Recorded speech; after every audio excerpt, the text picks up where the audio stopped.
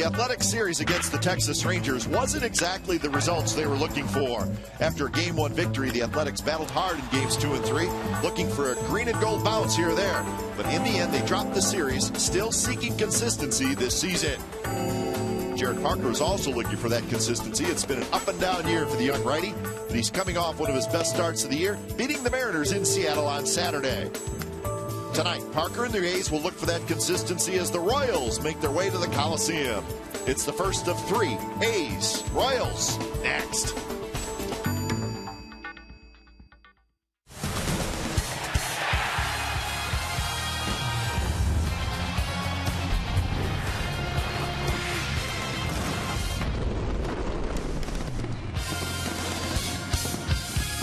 Well, after a day off, it's back to work for the Athletics as the A's hosting the Kansas City Royals. It's the first of a three-game series on a beautiful Friday night for baseball. Parker and Shields is your pitching matchup, and the A's, well, they're trying to get back to their winning ways, and they'll see if they can do it this weekend. So it's game 1 of 3.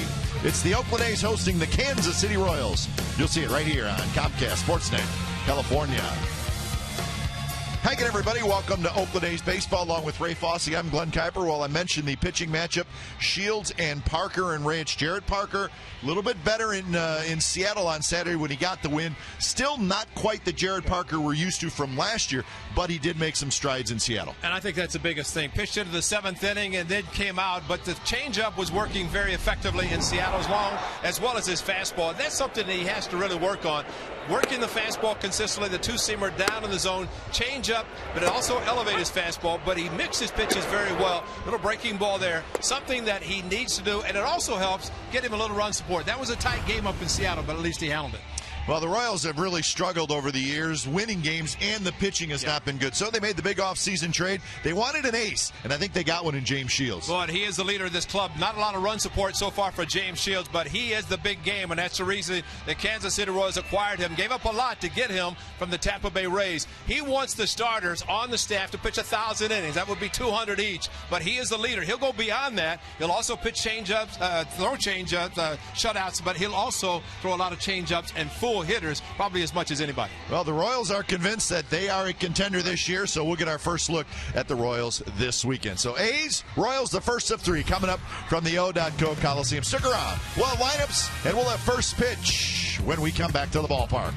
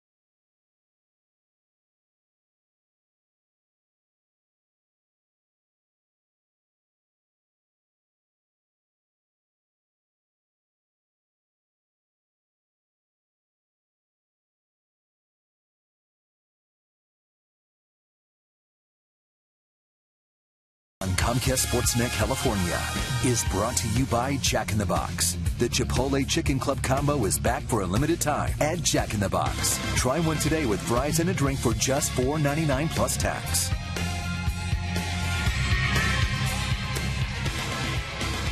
Welcome back to A's Baseball here on Comcast Sportsnet California. It's the first of a 3-game weekend series. The A's hosting the Kansas City Royals. So we get our first look at one of the teams that a lot of people think have a chance to be there near the end this year. We shall see. Here's our game time weather. It's presented by the Santa Cruz Beach Boardwalk. The admission-free boardwalk is open this weekend. 60 degrees and a little breezy tonight at the Coliseum. 18 miles per hour.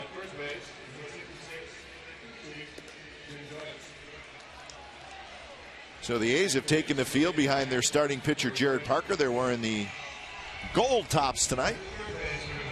And the Royals in the all gray, trimmed in blue. Let's look at the lineup tonight for these Royals. David Lowe is going to lead off, just called up from the minor leagues. He'll play right field. Escobar at short, Gordon in left. Butler, the DH, Hosmer at first, Kane, the center fielder, Lorenzo Kane having a big year, Moustakas at third, Perez, the catcher, and Elliott Johnson is the second baseman. Jared Parker starting tonight for the Athletics. Starts the weekend, and he is trying to pick up his third win of the season, 2-5, as he picked up a win against the Mariners in his last start. Going to 6 1/3. He pitched well, and he'd like to continue that tonight against a team he's faced just one time in his young career, which would have been last year, of course. But Jared Parker would like to get this weekend started on the right foot and help the A's get back on the winning track. The defense for the A's tonight, it'll have Cespedes in left, Crisp in center, Moss in right, Donaldson at third, Rosales at short, Lowry at second, and Barton at first with Norris doing the catching.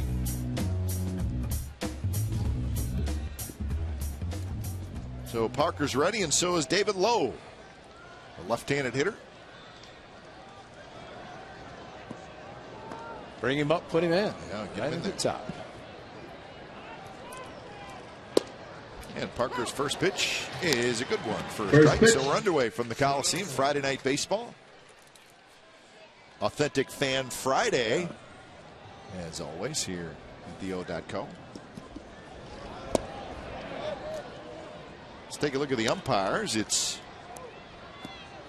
Ed Hickok's calling balls and strike, and Jim Joyce is the crew chief. He's at first, Blazer at second, Miller at third.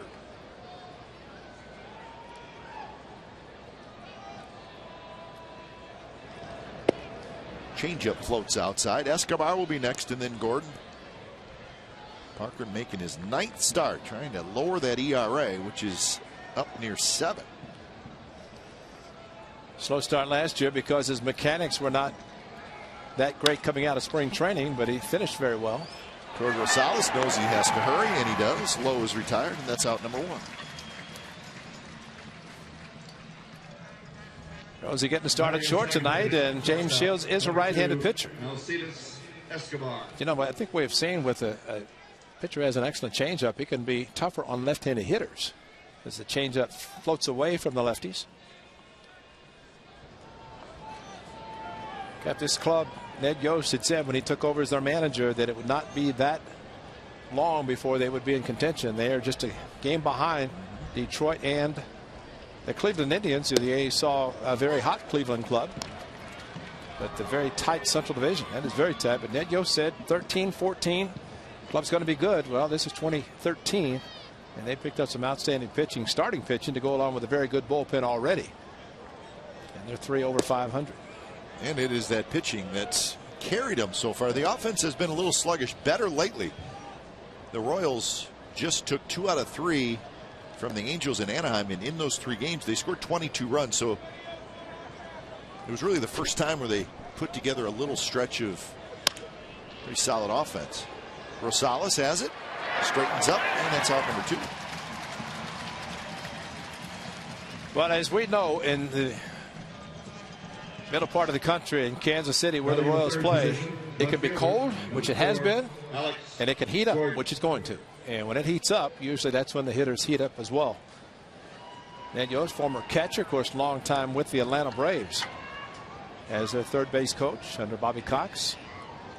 Teammate of mine in Milwaukee. Was he really? Yeah.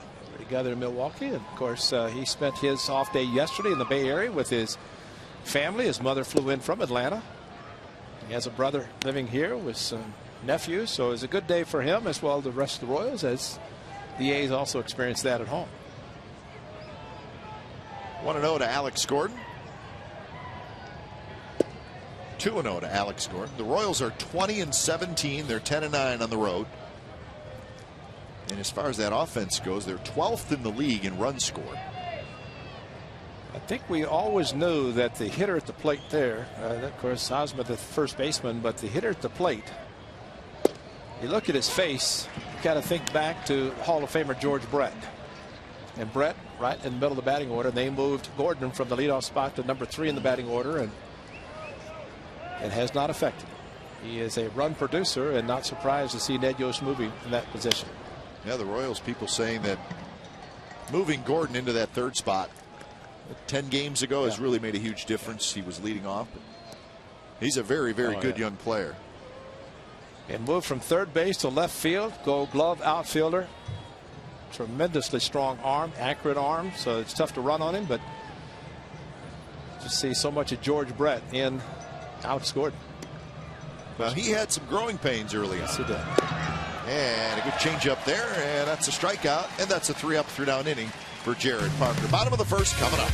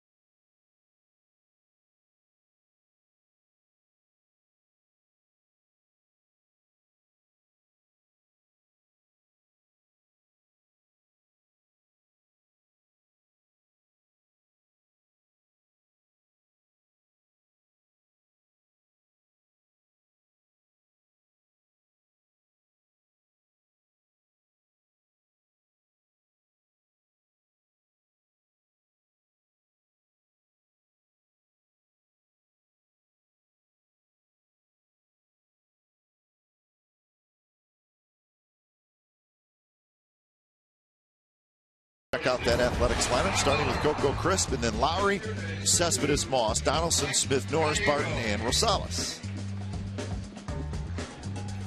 James Shields was with the Tampa Bay Rays his last 6 seasons. He's exceeded 200 innings pitched, and he's already at 58 as he's making his 9th start, so he will exceed that once again this season. But he's a very good pitcher, got the excellent changeup, of course, that he likes to throw, along with the 2 and 4 seam fastball cutter. He's got everything, and the Royals knew that when they acquired him from the Tampa Bay Rays.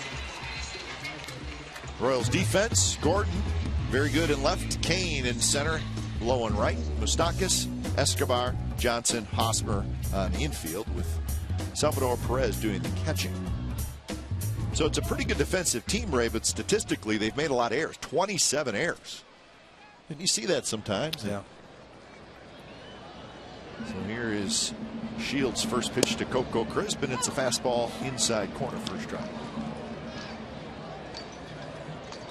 You're going to get a chance in this series to see a very good catcher. Derek Norris is doing a great job for the A's, but Salvador Perez, the young catcher for the Royals, he is big, but he's very mobile. He throws, and you really have to be careful if you get on base with him. Not only is he capable of throwing out base runners, but you cannot get too big of a lead. He'll pick you off as well. With his very strong, accurate arm.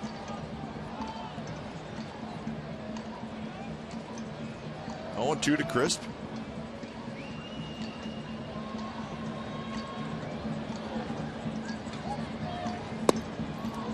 So I think we both agree, and we're going to put Shields in that ace column. Big game. Yeah, he's good. You mentioned the 200 innings, does not miss starts.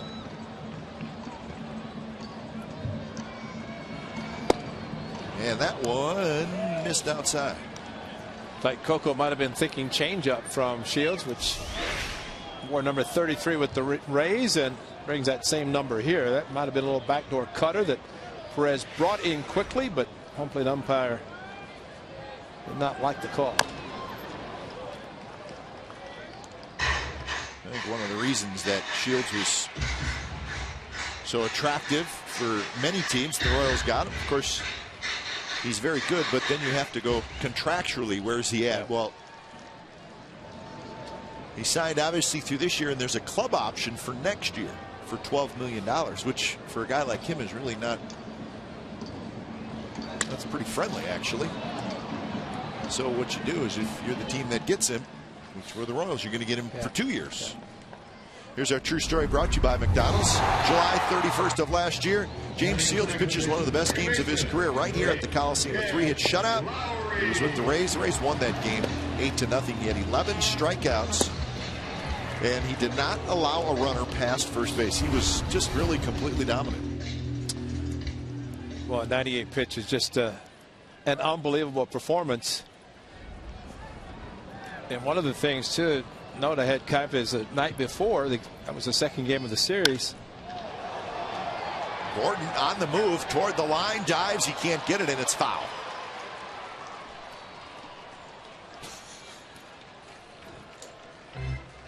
Ball just kept slicing away from Gordon, and like Lowry looked for and got the first pitch fastball just into foul territory as Gordon slid on the warning track. But the A's had one of the walk-offs last year in the game before Shields pitched. Game went 15 innings, and I think that's when the third baseman was going to go pitch. Keppinger was he's going to go pitch, and so with the bullpen depleted, Shields said, and that's what you like to see in a starter. Give me the ball. Ben Sheets said that too. Give me the ball. He did. That's but right. Shields said, give me the ball, and he took the ball and pitched the shutout. Exactly what Joe Madden and the Rays staff needed, for somebody to go the distance. Not even be part of Field of Dreams when you go the distance. You got to go there. I'm going to drive you there. That one's going to be fielded by the second baseman, but Lowry's going to have a hit. So Lowry's aboard, one out single. But once it got past Shields, the way the infield was positioning Lowry, he hit the ball down the left field line, yet Johnson, the second baseman, was pulling him as a severe pull, and maybe because of the location where the pitch was supposed to be, and see the disappointment of Shields not being able to handle the ball. The old PFP falling off a little bit towards first base. The ball was there, couldn't get his glove down far enough. So here's Cespedes hitting in the third spot. A's coming in with a 20-22 record. They are 7.5 games behind the first place Texas Rangers. And the A's 10-10 at home, struggling, losing 8 out of their last 10. So I'm hoping maybe they can start getting that record headed in the right direction this weekend. And I think the disappointing part, Ray, is that it was such a good start. The A's were 12-4. Yeah, 12-4, and actually in this homestand, winning the first game against the Rangers, and then having the lead in the second game and not able to hang on, losing in extra innings, and then lost game 3 on Wednesday. Drive to center. Kane is there. He's got it.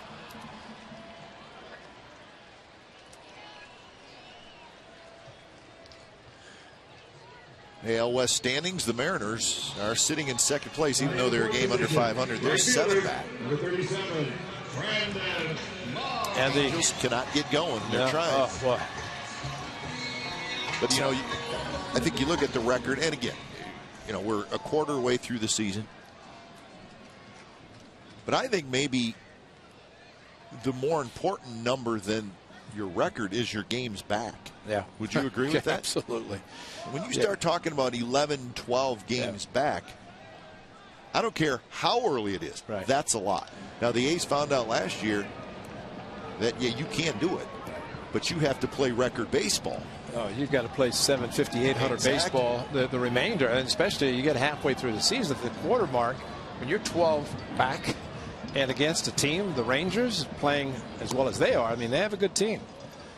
Yeah, the Rangers have the best record in baseball right now. They're 27-14. So you immediately say to yourself, well, wow, we have to be 12 games better than the Rangers the rest of the year. Right.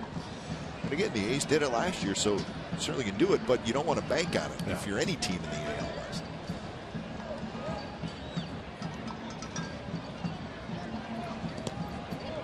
Perez somehow was able to come up with that one clean.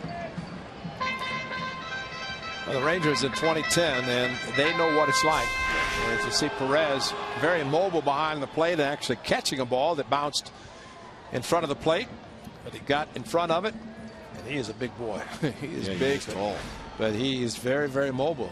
But the Rangers 2010, during interleague play, they played the Astros, and of course they defeated them almost every game. They got about a 10-game lead, and even though they didn't play that great the second half, they had the big lead. Like you said, that's makes it easy on a team in front, but tough to catch up. Moss is retired, so Lowry with the single. He is stranded, and we're scoreless after one from the Coliseum.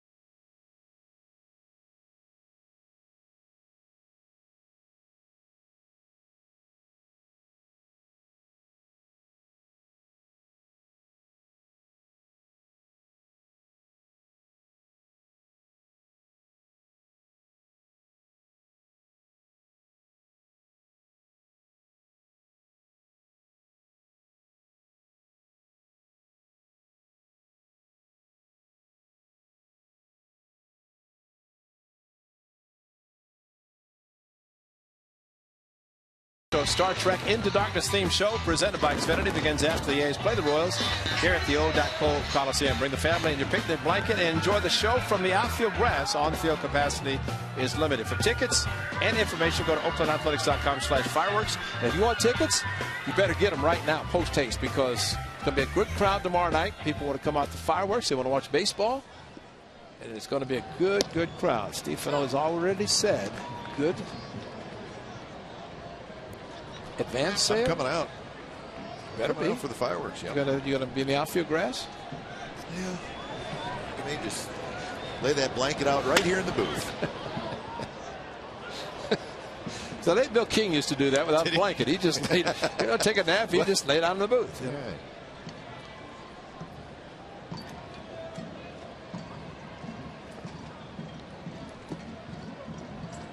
Ole Toledo. Just walk in the booth and almost step on somebody, and would be Bill laying down. What are you doing? I just got to take a little nap before the game. So 1-2 the count. Important thing for Jared Parker, he did it to Alex Gordon, striking him out with a great changeup, and it is important for him to establish his signature pitch, and the changeup is excellent. The right-hander, he'll throw it to both righties and lefties. Gordon, of course, the lefty, tailed away from him, but still throw it to the big guy. And the fastball. And well spotted. Butler strikes out, and that's out number 1. Player move today for the Athletics. Hideki Okajima, the left-hander, veteran left-hander, has been called up from AAA Sacramento, where he was pitching very well. And Chris Resop was designated for assignment. So the A's now with 3 lefties in the bullpen with the addition of Okajima. And Resop just never really got on track and struggled. Had some good outings, and but unfortunately ran into some tough times. And when you need to find a roster spot and you're going to bring a reliever up, it's usually another reliever that goes.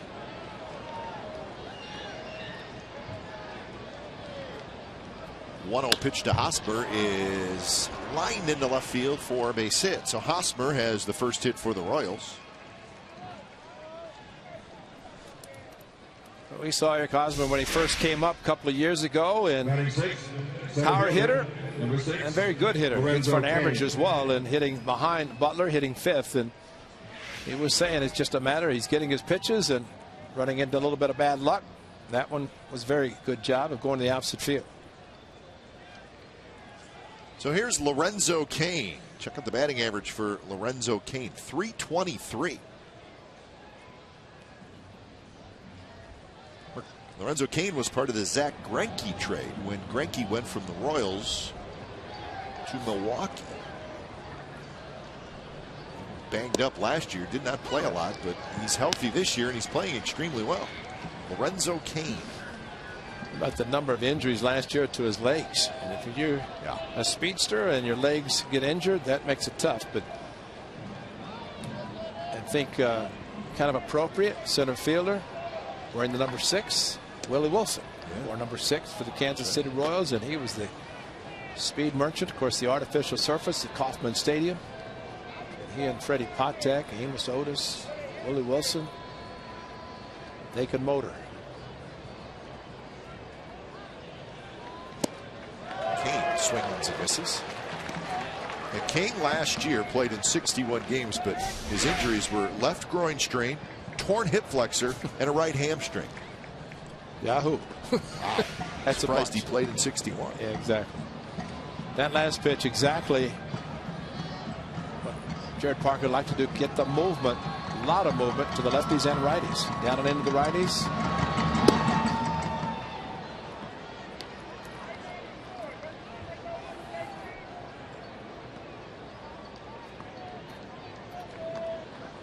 But Moustakas, a left-handed hitter, waiting in the on-deck circle.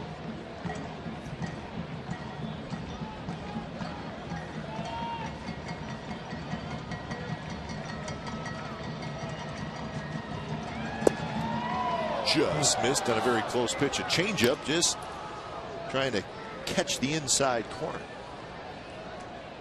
The hitter takes a pitch like that, you almost have to think Cain was sitting on changeup the whole time. And I think with a pitcher who has a good fastball and a changeup, you sit on one or the other. You can't look for both and have success. Of course, 2 pitchers tonight with an excellent changeup.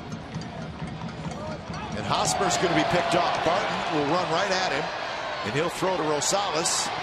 And the race is on back to first. A little bit of a collision. Hosmer's out. Parker gets up, and that's out number 2. Hosmer was just trying to get that little bit of a walking lead and then take off. And Parker luckily was able to turn around and spot him. I think if right there, if Derek Barton had just unloaded quickly, given the ball to Rosales so he could running back to first, enabling Barton to stay in the picture. But Derek Barton with the move right there, get rid of it.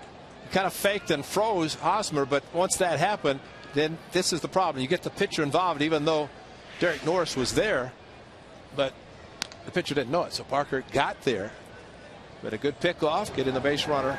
But anytime you can eliminate a pitcher in a rundown, good idea. Do it as much as possible, because you have problems like that. I mean, he was upended and fortunately was not hurt, but you're always concerned about that happening. 2-2 pitch, breaking ball that drops down and away. Well, Parker wasn't. Then all of a sudden he realized he better get back. He did not see Derek Norris coming down the line, and Norris is there. He's got the full gear on, and a little bit harder for Hosmer to slide into the catcher coming down there than a pitcher who is very exposed like that. And that's why a catcher hustles down the line, because there's just a runner first. It enables Derek Norris, the catcher, to leave his position, not have to worry about somebody scoring, so he can go down, and he was busting it down the line to get there to be in the position. Grounded right side. Barton has it. And side retired. Nothing for the Royals. We go to the bottom of the second. It'll be Donaldson, Smith, and Norris. Ladies and gentlemen, it's now time for the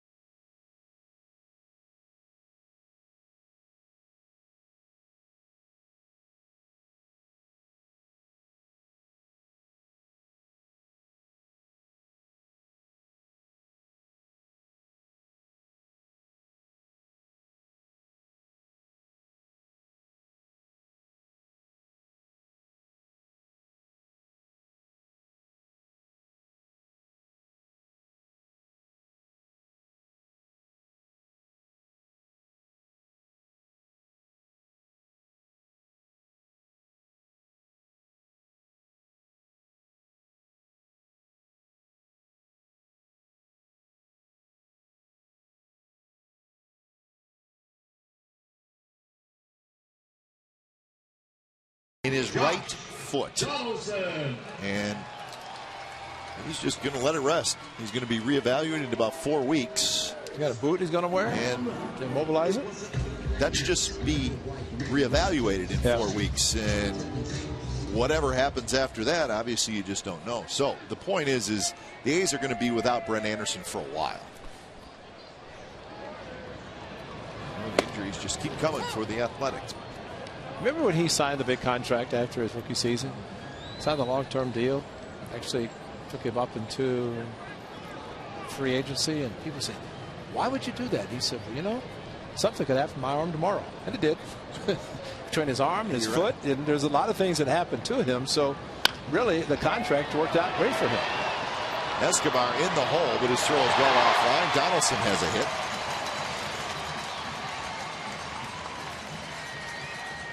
Yeah, it's too bad, but at least, you know, he knew what he was doing. And Josh Donaldson knows what he's doing. Got a hanging curveball from James Shields, and Escobar definitely a very good shortstop into the hole, but his throw way offline. That's a smart first baseman. Hosmer coming off the bag. You do not want to put a runner in scoring position when you know you don't have a chance by staying on the bag. So he came off, and it's a base hit for Josh Donaldson, who continues to have the magic wand. So Smith steps in.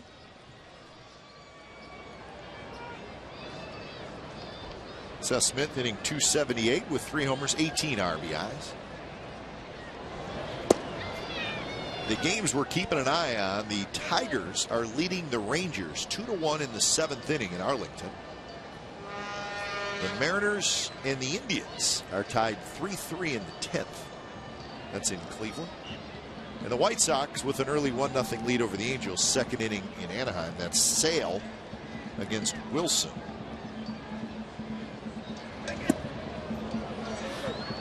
White Sox won last night 5-4. That's a 4-game series between the Angels and the Sox.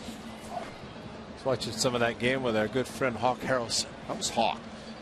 Was he at his he was Hawk. vintage best? He was working with Wimpy.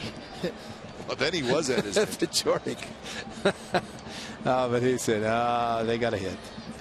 The other guys did. Bad guys. There's that good changeup from Shields. That one 85 miles an hour, so he can't throw it a little harder where it almost acts like a splitter. Well, here we go with Exmo, and there it comes, and it's a good one, like a circle change, and a great pitch because it looks just like his fastball. And against the lefties, it will tail away more from the lefty. Goes again, and he could just. It's sad to think as a hitter because you just don't think he's going to keep throwing it, but he did. He threw 3 consecutive changes. Batting in the 7th position and catching. And because it comes out looking like a fastball, and there's the result. And if he throws it 85, 86, but it looks like a fastball that's going to be low 90s, hitter's going to be sitting all over it thinking it's a fastball. So Exmo brought to you by Cache Creek Casino Resort. And I think if you're a left-handed hitter, if you can think about change up the opposite field, he will throw it more against the lefty because of that tailing action away, which Seth Smith experienced. You saw by that percentage breakdown of his pitches, Shields has 4 pitches. They're all above average, and he uses them all. That combination right there tells you why he's good. See that right there, a little slider, 88 miles an hour, good pitch.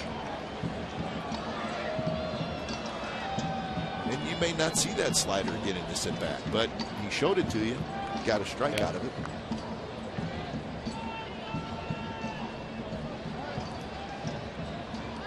.224 the average for Derek Norris with a homer and 8 RBIs. Outfield straight away and shallow. Lorenzo Cain, one of those center fielders who plays very shallow.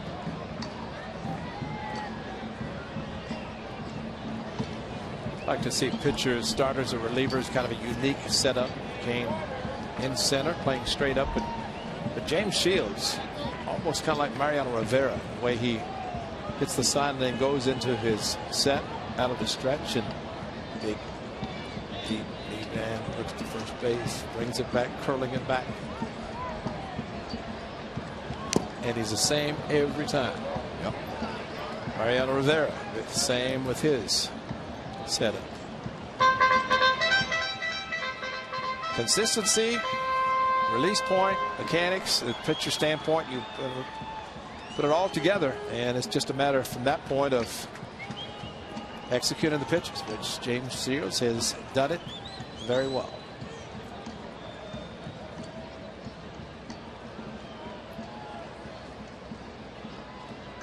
Short lead for Donaldson at first, and the 2-2 pitch is ripped past Mike Gallego. Foul, heads up down there.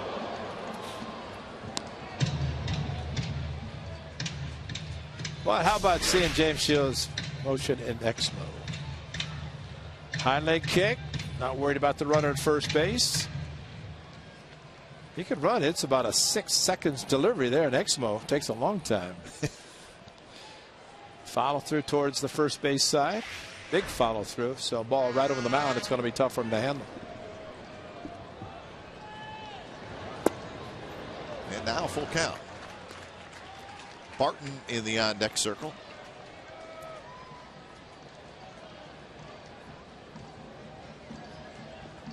Donaldson led off the inning with the base hit. Gutsy call here to put the runner in motion.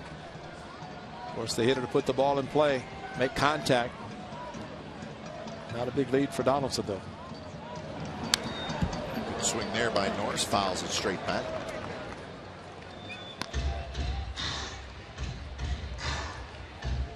I think a manager, of course, they know Perez can throw, and if there's a strikeout, it's pretty assured to be a strike him out, throw him out. But you know, also you try to force a hitter to make contact, and sometimes he goes out of the strike zone to do that.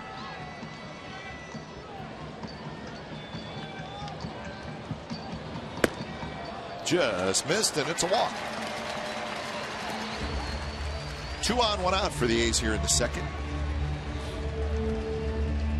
Batting in the 8th position, first baseman. Shields does not walk a lot of guys. That's just his 15th walk this year.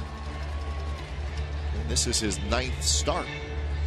So he is generally around the plate with quality stuff. So here's Barton.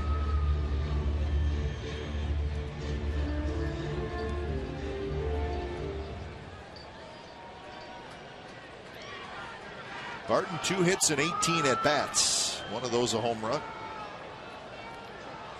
Does not have a double or a triple.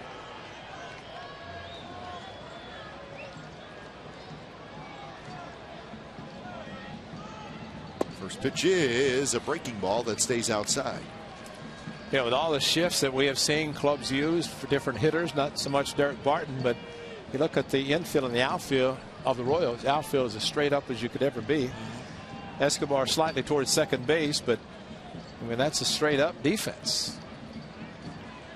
And James Shields the type of pitcher that can pitch into any shift or any defense that you want him to play.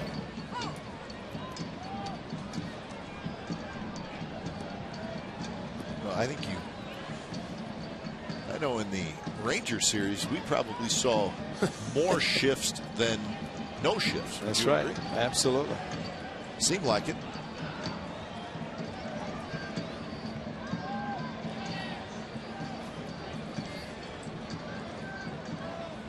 Adam Rosales waits in the on deck circle, and Barton swings and misses. Well, April 28, 2010 at Tropicana Field, Derek Barton. That's the bright spot against James Shields, who struck out 12 in the game. 7 innings, 2 runs, and the only earned was a home run. And he gave up. Dallas Braden did have a good game. Trying to forget it. You just brought it up.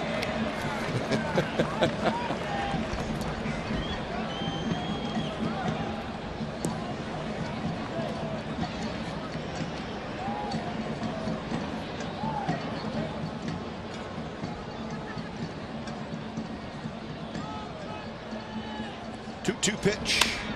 Chop left side. Moustakas has to wait for it. He'll get the out at second. So that's out number 2. The A's will have runners at first and third. You see the runner Donaldson. He made that maybe a more difficult play than it looked, because he ran right in front of Moustakas when the ball was coming, which is a good move by the base runner. Yeah.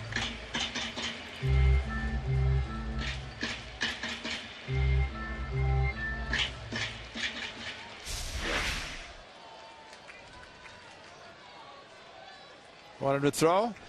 I don't think Johnson threw because he had the runner Derek Norris on top of him, because as slowly as the ball was hit, not going to be able to turn 2. Rosales hits it hard towards short, and short way to second. Side retired. A's strand a pair, and we're scoreless after 2.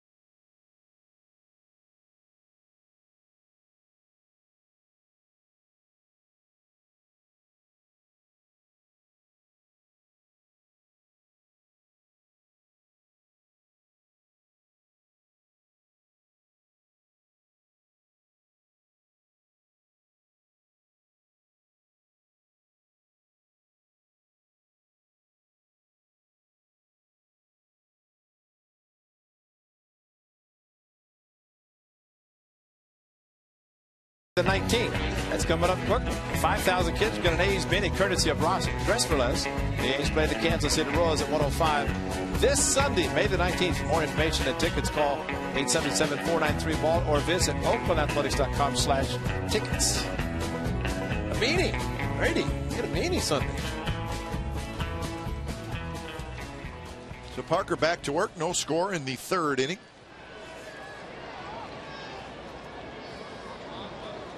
Stockis, Perez, and Johnson. Elliott Johnson. It's the bottom three for the Royals. Well, they call him Moose in Kansas City when he comes to the plate. You can understand why. Stockis is a big lad. Solid third baseman between here and Hosmer across at the corners. Hit towards center. Coco has it. So Moustakas is retired for out number one. So his slow start continues for the Royals. Batting in the eighth position. Lots of young players. Oh, yeah. They've got a lot of young, but I still think that the poor conditions. They had about 5 postponements in Kansas City. They got a couple more to make up. Of course, the Royals are also the team that was in Boston whenever the unfortunate incident happened, the bombings, and they were locked down in their hotel.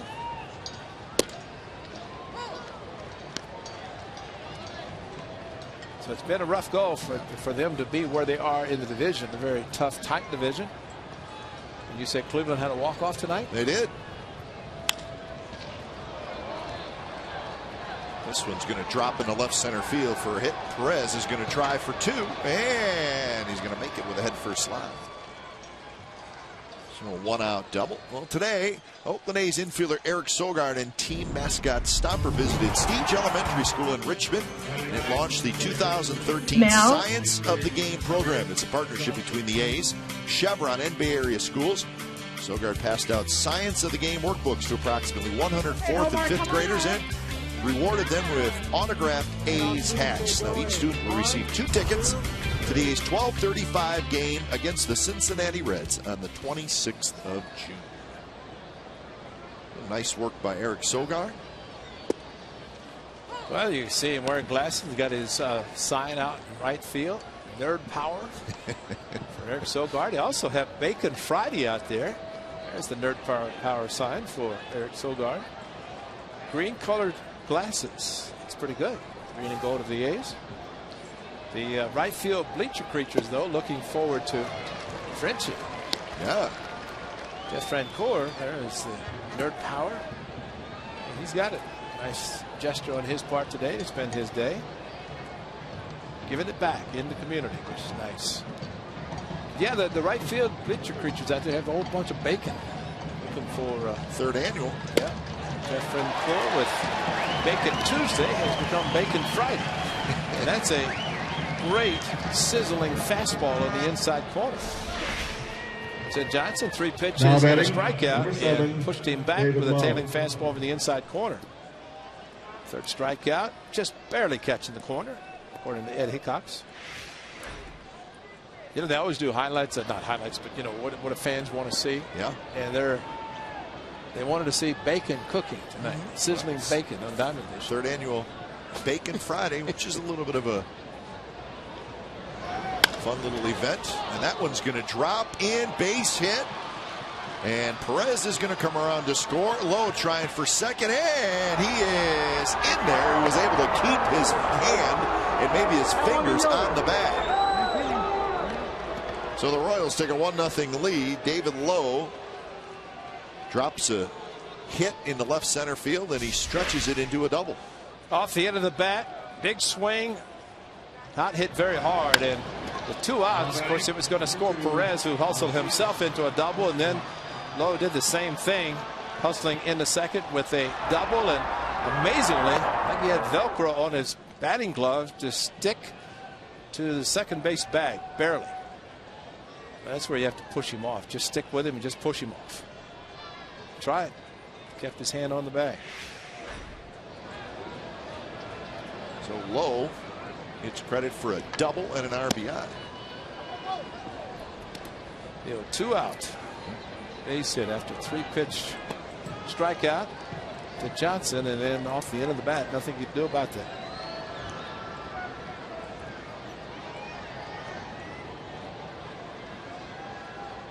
One 1-0 to Alcides Escobar.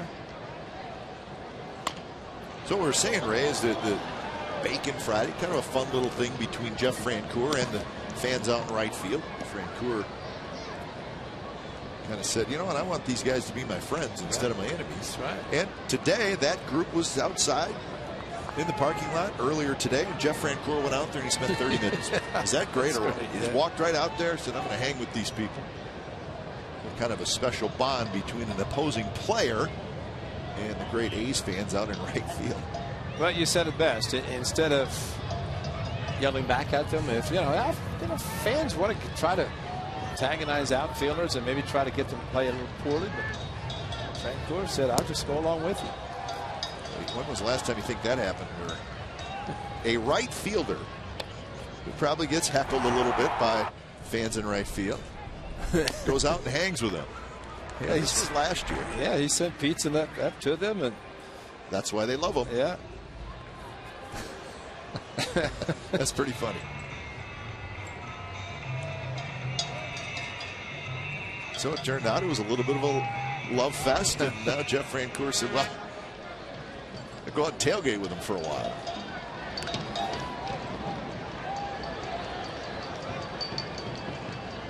2-1 to Escobar. His line toward right. Moss to his left. He's got it. And that will do it. But the Royals get a run on a couple of doubles. Bottom of the third coming up.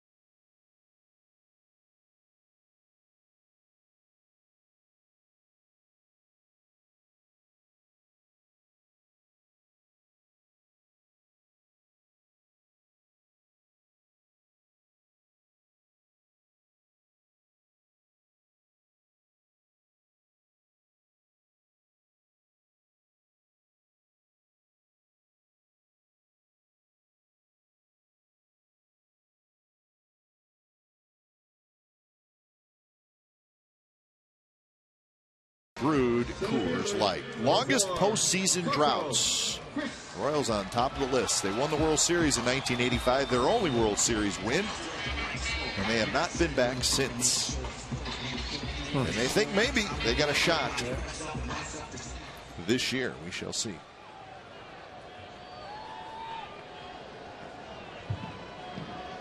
One nothing. And Coco Crisp to lead it off. Shields misses outside. Think about saw the Blue Jays on there. 93 was their last year. Yeah.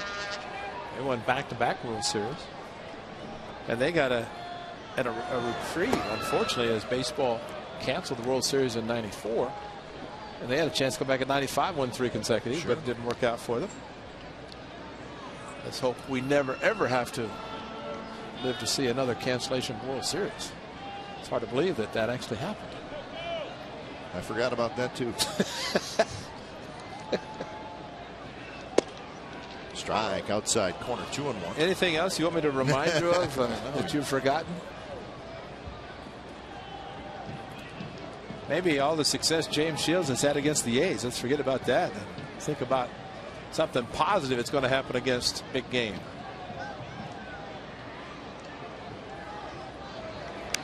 Coco, big swing, fouls a straight back. Coco grounded out to first in the first.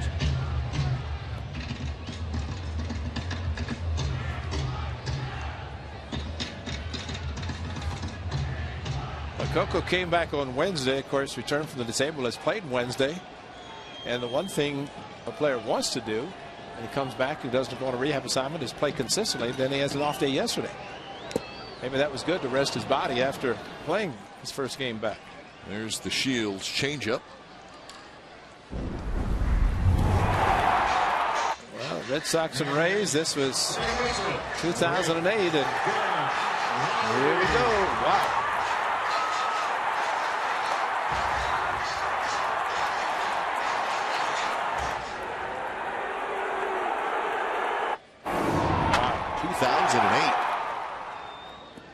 See, James Coco's a pretty good boxer. He ducked the right haymaker by James Shields. He went after it. That's a fair ball. And the throw to first, and Shields handcuffed a little bit. But I think everybody was surprised that it was called a fair ball by Jim Joyce. But Lowry is retired. So Hosmer was about 10 feet into foul territory when he threw the ball to Shields.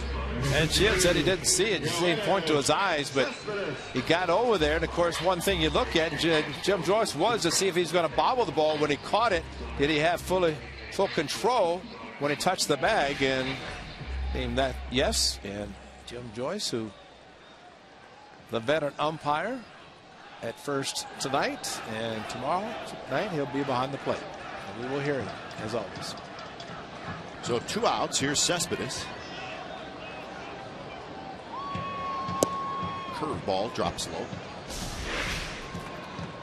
Hosmer with a strong throw on the run. Shields got it. Put it in his right hand. He's got him in the heel of the glove, and maybe that's when he indicated he couldn't see the ball initially being thrown by his first baseman. So 1-1 the count. Cespedes with a fly ball to center field. His first at bat. You know, Shields does not get off the mound quickly as he did. It's a base hit because the way Hosmer fielded the ball. A shot right into the glove of Moustakas, and that's a 3-up, 3-down, bottom of the third. On to the fourth. It'll be Gordon, Butler, and Hosmer. 1-0 Royals.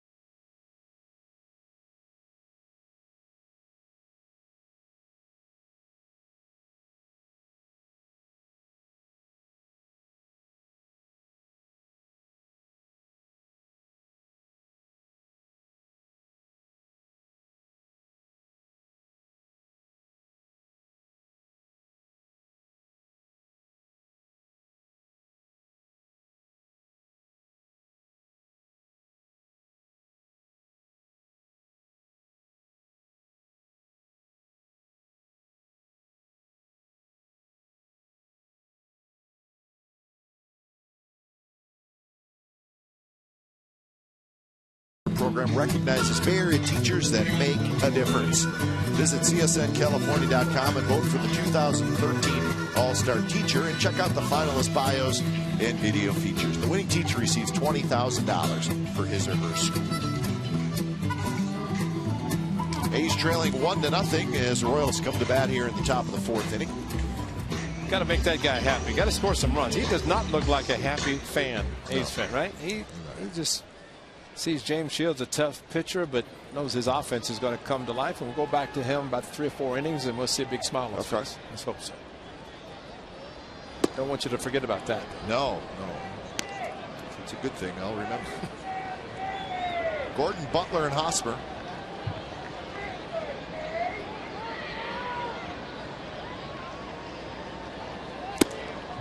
Gordon struck out swinging in the first inning.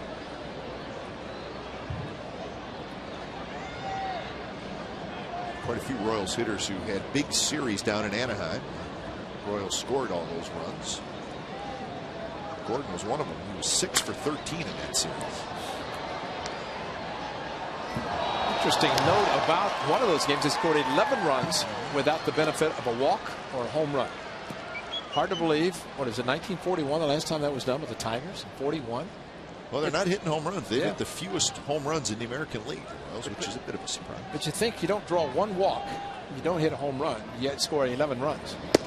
That's remarkable. Just 26 home runs hit by the Royals. Well, they do lead the league in stolen bases, so they can do that. But I agree with you, Ray. I think weather warms up, they will probably, when it's all said and done, be a pretty decent offensive team, you would think. Well, between Gordon and Butler, they're in back-to-back of the batting order. Doubles. I mean, you're going to drive in a lot of runs. You can get 3 and 4 place hitters, and of course Gordon had been leading off, hitting doubles, but Butler has been the DH and we'll see the All-Star representative. Line drive to left, and that's a hit. Cespedes is able to cut it off. So Gordon with a leadoff single. Great smart hitting, fastball away. And you talk about the Hall of Famer George Brett. Well, that's a George Brett swing, 3,000 plus hits. Take a fastball outside, a lot of hits going to the opposite field, and Gordon proves that. Multi-hit games, Alex Gordon the most in the American League.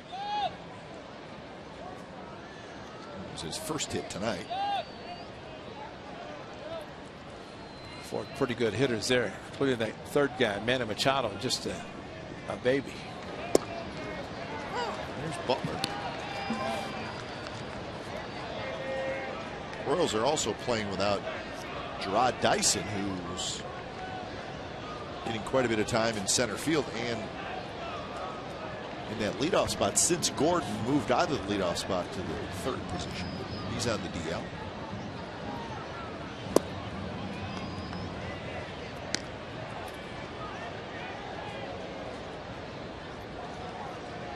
The team that the Royals are chasing in that AL Central, one of the teams, the Cleveland Indians, got a walk-off 3-run homer from Jason Kipnis, and they beat the Mariners 6-3 in 10 innings. Tell me it went opposite field. No, it didn't, but a good call. That one off the glove of Parker, picked up by Rosales. They get Butler, but Gordon goes to second. Parker just reached up, and it just tipped off his glove, and Rosales was heading towards second base. He had to shift gears and was able to still make the play. Unfortunately, it was Butler running. Even more fortunate, the strong arm of Adam Rosales. You have to wonder if he lets it go. Could it have been a double play? Even more so if he catches it, would it have been a double play? A very strong arm. Good throw by Adam Rosales, getting Butler. Rosales has been busy at shortstop tonight. Several plays already. And it seems now when Rosales is in the lineup, he's at short, Lowry's at second. And this is one of the changes because of the right-handed pitcher facing the A's. It is not Sogard at second.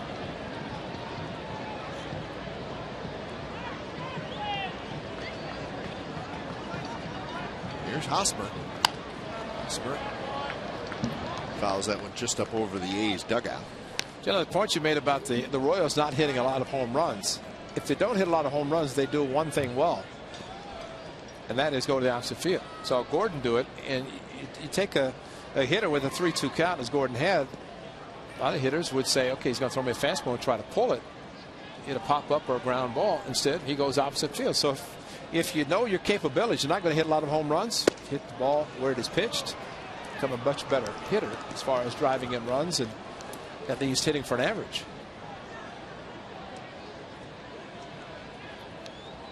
Hosmer did the same thing. His base hit was to left field.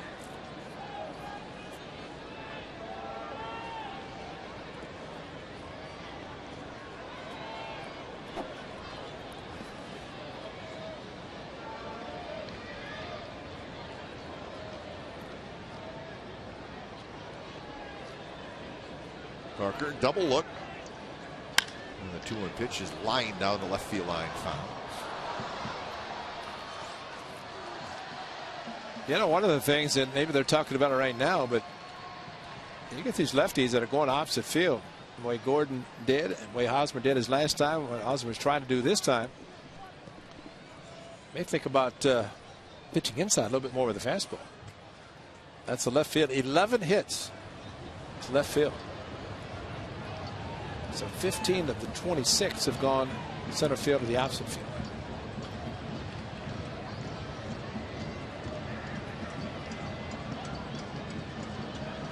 Two pitch is just a touch inside, and it's a full count with Lorenzo Cain in the on deck circle. Back it up with another. Just off the plate inside, but a good idea going in is. And Hosmer's thinking he's got one home run. He's capable of hitting the long ball, but he may be thinking just go to left field again. And he bounces it. Tough hop for Barton, but he stays with it. Gets the out at first. So the fastball in and then the changeup that Hosmer was out in front and pulled.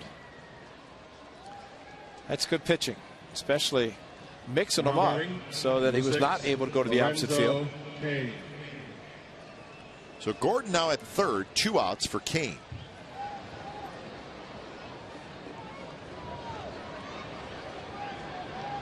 Lorenzo Cain grounded out to first in the second inning.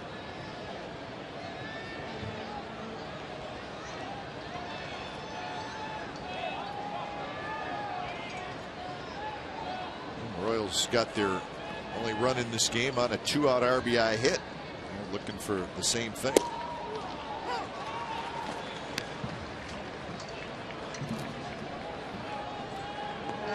With runners in scoring position, Lorenzo Cain is second in the league behind Cabrera. Amazing. Donaldson in there 400.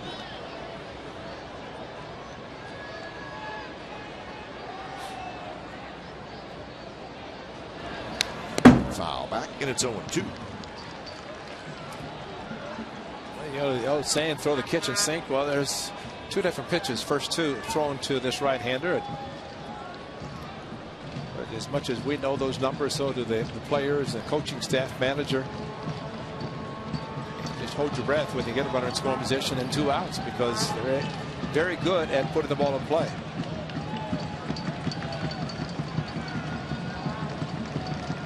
Pitch number 55 coming up by Parker. Timeout call.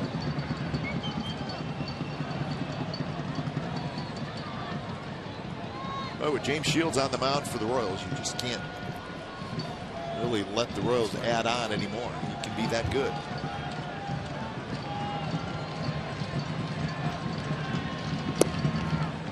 Take there by Cain, 1-2.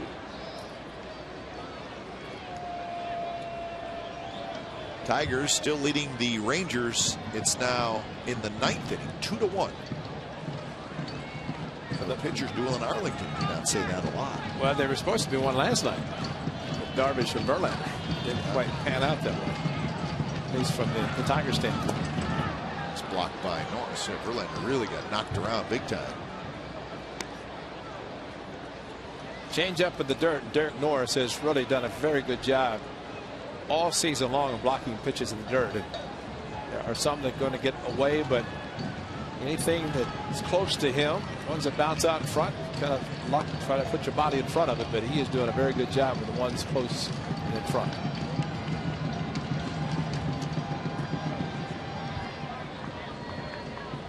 Parker's game against the Angels. Blocked the ball with Trumbo at the plate, bases loaded. Trumbo the next pitch hit a 5-4-3 double play. Got out of a bases loaded jam. Missed outside, and now it's a full count.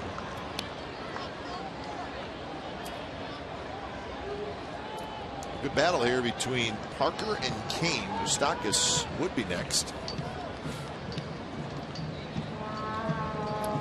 3 of the 4 hitters in this inning, 3-2 count. That's when the pitch count starts to rise quickly. That one was line foul. It was a changeup that Kane was out ahead of. Can't remember his last at bat. He took a changeup, and again, it might be a situation where Kane is just trying to sit and wait as long as possible. It's just not your normal swing that you see from a hitter on a 3-2 pitch. Because usually kind of swinging out of their shoes, looking for a fastball, and got a changeup like he was looking for.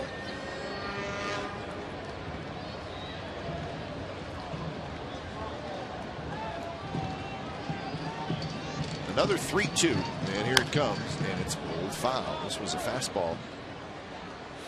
Parker gets good velocity and good sink on his fastball. That's 93 miles an hour.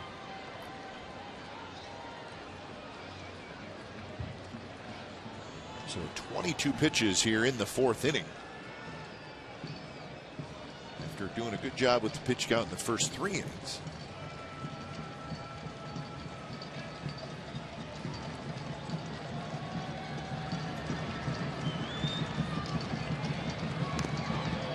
And he had a little bit of an emergency swing, and it worked as he just barely got a piece of it.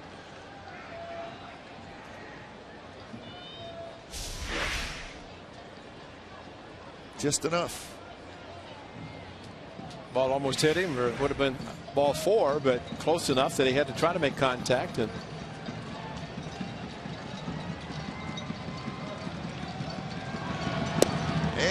a very close pitch, just a touch low, I guess.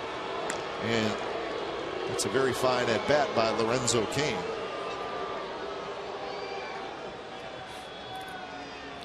Now batting, number 8, Mike Moustakas.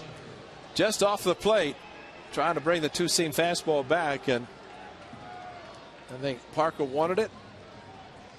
Maybe just a little bit below the knees. And just a tad outside. It's a very good at bat. So 1st and 3rd, 2 outs. Here's Moustakas. That's twice. Kane has started the at bat 0-2 and gone to 3-2. Grounded out the first time, walked this time. In the dirt.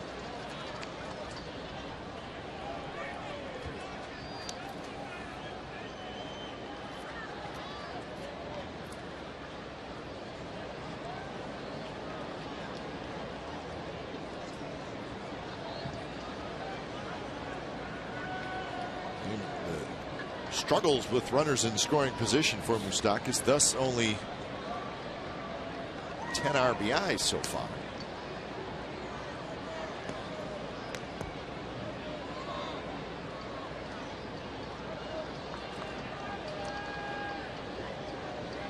And a fly ball to center field in the 3rd inning.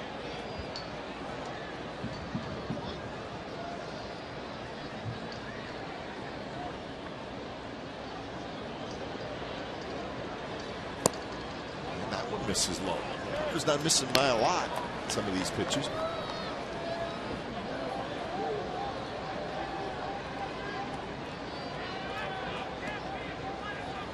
Norris looking into the dugout.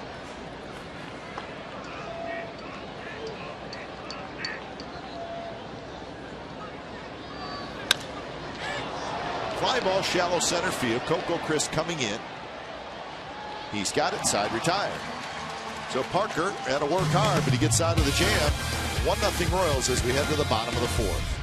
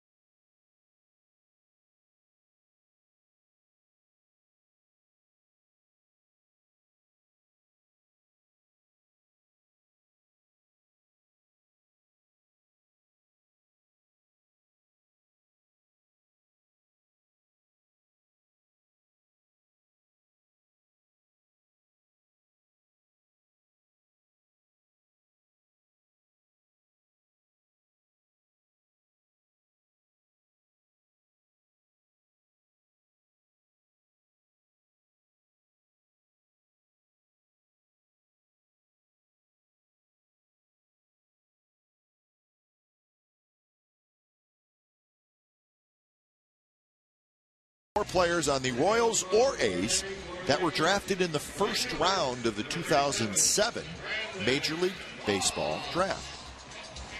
So 4 players on the Royals or the A's that were drafted in the first round 2007.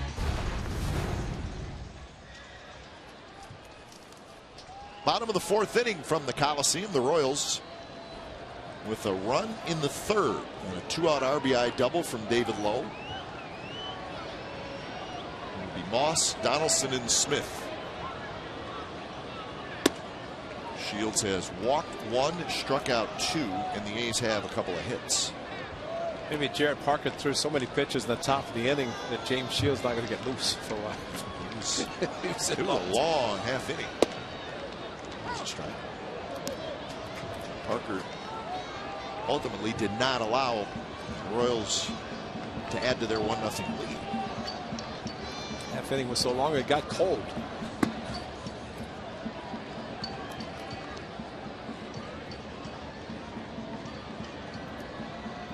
Moss grounded out to second to end the 1st inning.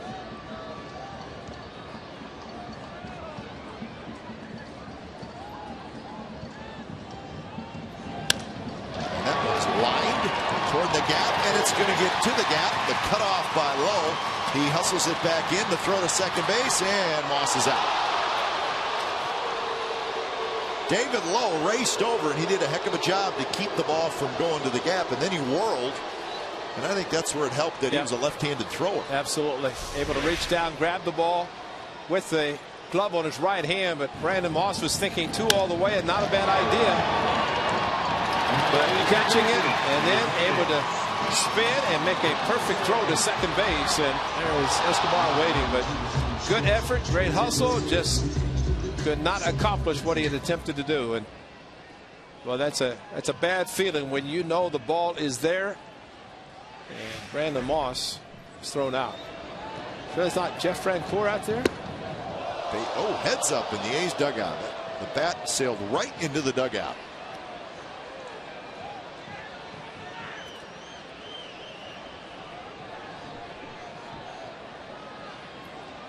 And check out the play by David Lowe. Yeah, he set himself to the point that he could make the strong throw, and he did not spin and kind of throw blindly towards second base, because their guys will sometimes just throw and hope they're throwing in the right direction. But that time he stopped, found the bag, and made the strong throw. And Jeff Francoeur taught him well. Francoeur has more assists from the outfield than anybody in baseball for the last whatever years. This young man stepping right in, doing the same. So I guess the point I was making with being a left-handed thrower, spinning around gives you a little momentum. Is that right? That's right. Spun around, but then stopped long enough to pick up the bat. His target. Obviously, if you're a right-handed thrower, you could plant and throw, but it's like you have to stop your momentum, where spinning around kind of does that for you. Derek Norris in New York had the spin. But he was like a ballerina. He found the point. Exactly like a ballerina. Or an ice skater, as we were taught. Point. Thing of beauty. It was a thing of beauty. 1-2 pitch to Donaldson. Reaches for it. Bounces it. Left side, Moustakas throws on the run, and they just get Donaldson, and that's out number 2.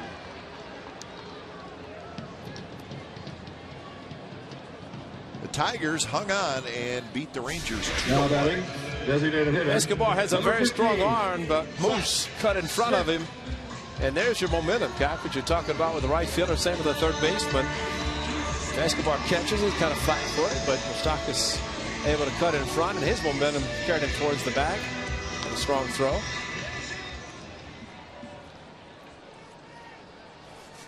So you said the Tigers held on. They did. They hung on. All right. Now there's a case where the out-of-town scoreboard, the guys in the dugout see that the club they're chasing lost.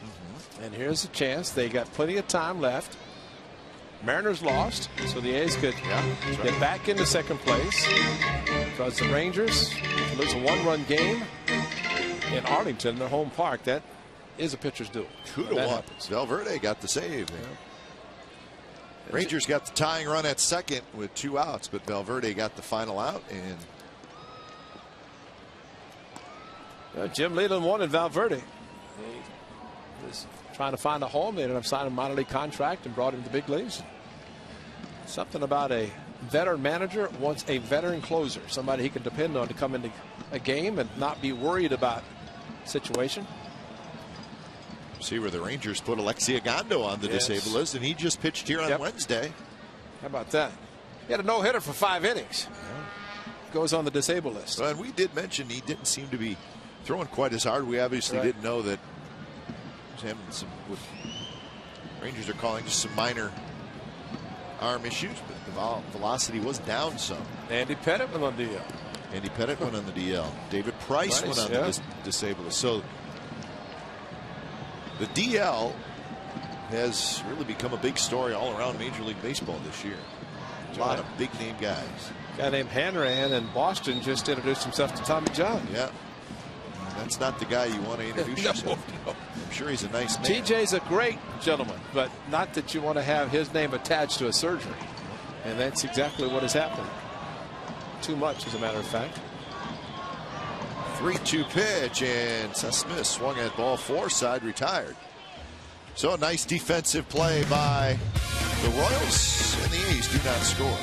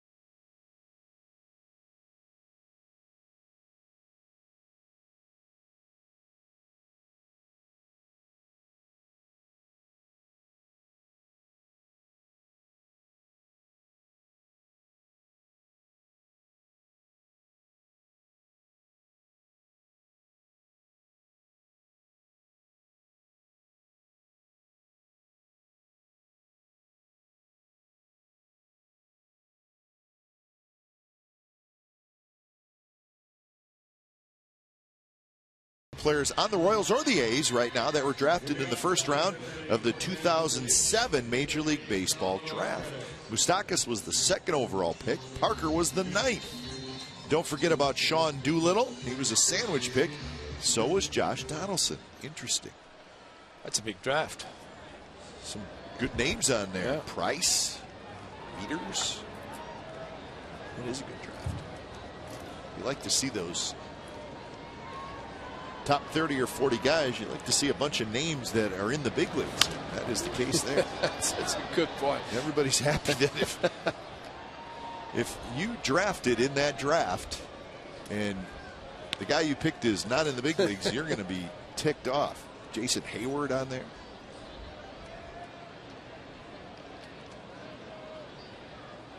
That's one of those where some teams just don't want to look.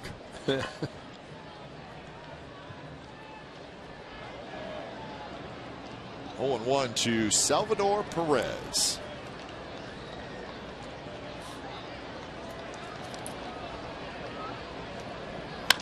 Perez hits it hard toward Rosales, who shuffles to his left. That's out number 1. So Perez, who doubled and scored in the 3rd, grounds out here in the 5th.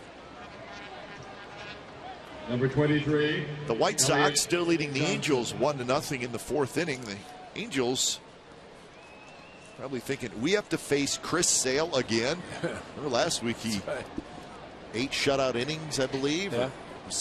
He's nasty to everybody. They're no hitter. So he's pitching again tonight against C.J. Wilson. Well, the unfortunate thing for the Angels last night, they had a 2-run lead late, and bullpen came in, couldn't throw strikes. I think 3 consecutive walks. That's been a problem for them really all year, that bullpen. Yeah.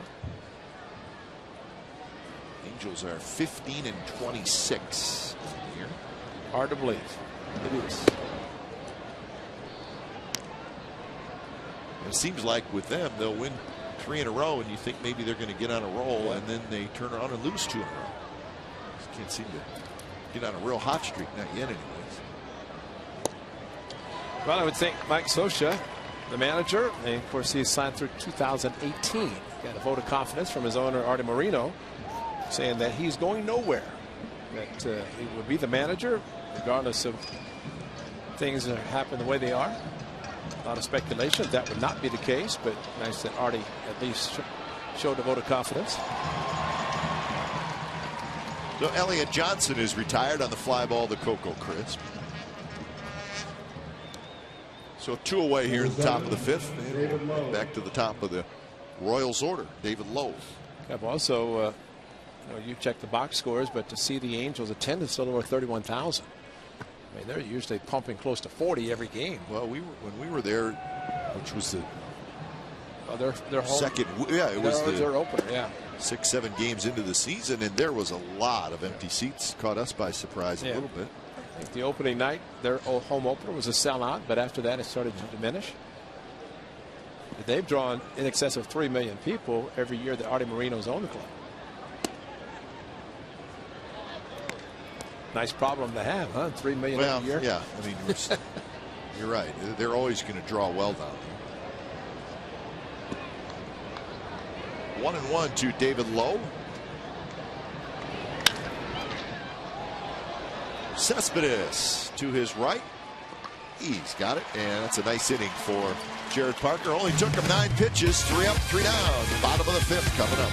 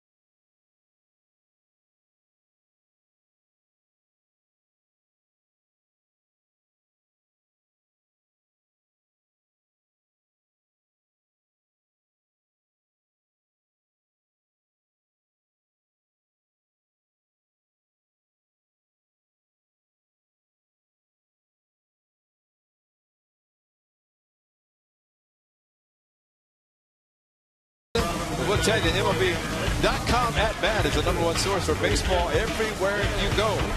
For iPhone, iPad, Android, and BlackBerry 10, at bat delivers Oakland Athletics baseball with audio, pitch tracking, stats, news highlights, and more. And cheeseburgers galore.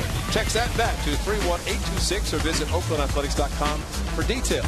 Cap, I don't know which you like more, those hamburgers, cheeseburgers, or pizza. Did you see what they're melted butter being poured on top of the kind of the bread buns that they were. Wow. Think about that. Where does that stand? That's something you won't forget, is it? See that? Melted butter just being poured. Oh my God.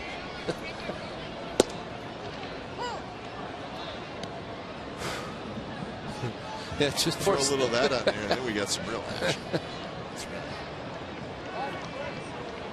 Hayes needs some action offensively. Been held to 3 hits so far by Shields. It'll be Norris, Barton, and Rosales here in the bottom of the 5th.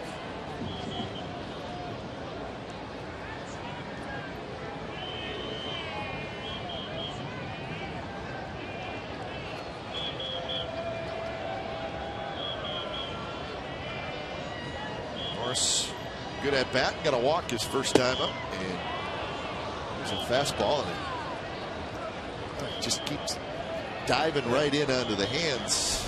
10-pitch to lay off. It's a serious handcuff right here. He just started and just kept going with his swing, and not a bad idea instead of trying to hold up and injuring himself, but it's back-to-back pitches inside. They're going to do it again. Strike 3 call. That one was not quite as far inside. Actually, it's a front door cut fastball. A cutter that Perez moved inside thinking, well, another fastball, but watch the ball cut back towards the inside part of the plate. Perfect pitch. Right on the corner, and that's the Mariano Rivera specialty there. Front door cut fastball. So that is strikeout number 4 for James Shields. Strikeout leader since 2011. He's 4th.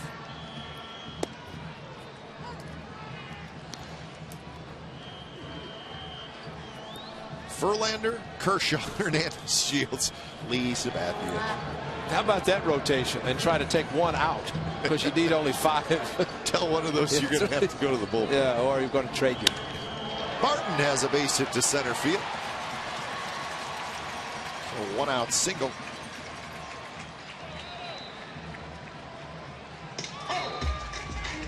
So hit number 4 for the A's. And here's Rosales. And James Shields elevates this cut fastball, or maybe even is kind of a cut. His cutter, and saw A.J. Griffin in his last start take a cut fastball and expand a little bit more for a slider.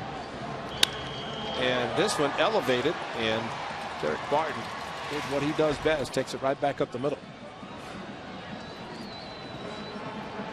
So the A's trying to string some hits together. First pitch to Rosales is outside.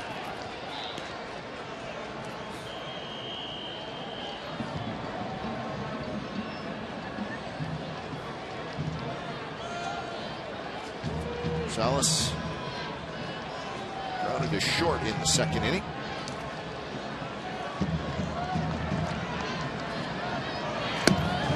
Snap throw to first, and Barton just gets back. Be careful.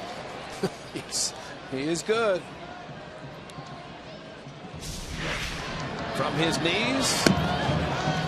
Quick. And Hosmer mentioned the right fielder being a left-handed fielder, and same for Hosmer, who's a first baseman. Glove on the right hand, and that's perfect for a first baseman. Barton's hand goes to the outfield side of the bag, which is smart. Strike call, didn't have to be. He's got to pick off this season.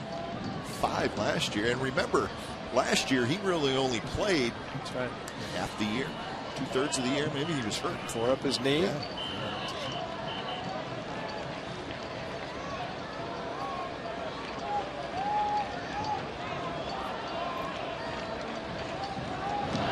Salas swings and misses. 2-2. I mentioned Ned Yost, a former catcher, and coached down Atlanta, managing was talking about his young catcher, Sal Perez, and he said his main objective is exactly what you want to hear. Manager talk about a catcher, and that is that he's into the game for his pitcher, to help his pitcher try to be the best that he can be. Throws well, of course, swings the bat well, but if his #1 objective is to make sure his pitcher does what he needs to do to get outs, then that's a good catcher. And a breaking ball. Rosales swings and misses. So there's another part of Shields' arsenal as he strikes out Rosales with a curveball. just a big break, and Adam Rosales just unfortunately with a pitch perfectly thrown to the outside couldn't make contact. Yeah, it's tough. Rosales is in the dugout watching him pitch to Norris, and he's coming inside. You get up there and he plants one on the outside corner. Here's Crisp with 2 outs. Just a touch low. The Tampa Bay Rays lost James Shields. They traded it. Of course, got Will Myers in return. Yeah. Prospect for the Royals. Yeah. The Royals looking for starting pitching, but the left-hander they just put on the disabled list. There's a question mark whether he would be there past the trading deadline. It's David Price. I see he may get a little too pricey for the Rays. Oh, it's got to be tempting, and easy for us to say. It's got to be tempting to want to trade David Price, knowing that. I mean, I think you could probably get the same haul back for Price as you got for Shields. Absolutely. And maybe more. And they still have a core of young pitchers. You know, they seem to draft very well when it comes to pitchers. And they could afford to trade pitching, which is a commodity that every team wants to try to get anyway. And I think Price, again, he's like Shields. If you traded for David Price, let's say you got him whatever at the trade deadline this year, you'd have him the rest of this year, and then I think 2 more years after that. So they're probably going to get more for him than they got for Shields. But because of his success, he has elevated his salary, and for a team that's not draw that well, the Tampa Bay Rays, then makes it tough to keep him. Close pitch, 2-2 the count. 89 and 76 is the career record for Shields. Remember, the Royals also got Wade Davis in that trade, and Wade Davis is in the Royals starting rotation.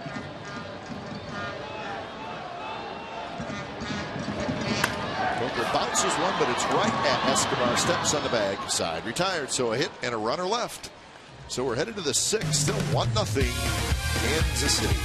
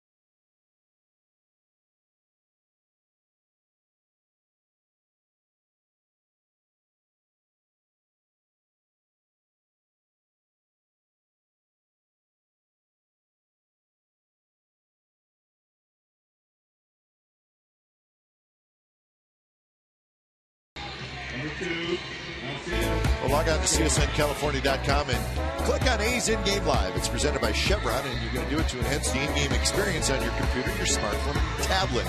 Follow the action on the diamond like never before with in-depth stats up to the second box scores, and join the social buzz with the other fans. A's In-Game Live. It's presented by Chevron, and it's only at CSNCalifornia.com.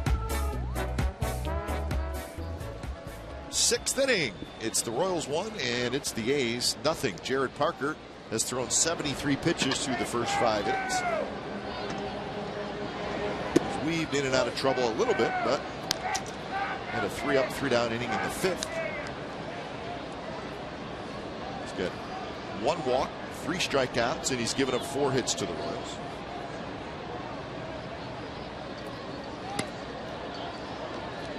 It'll be Escobar, Gordon, and Butler. 2, 3, and 4.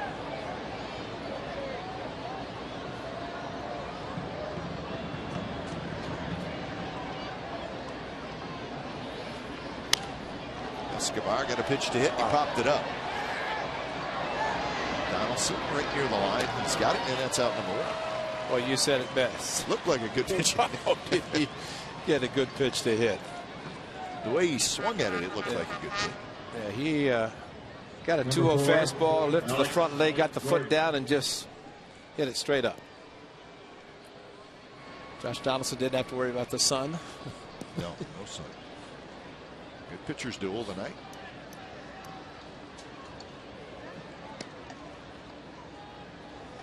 James Shields is having a tough time getting run support when he got 1 run. Jared Parker, when he has won his 2 games, he's gotten run support.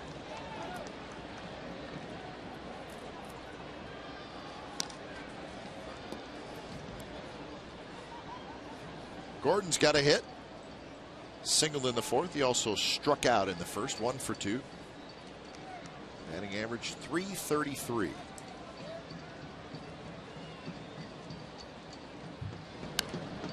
Fouls it back.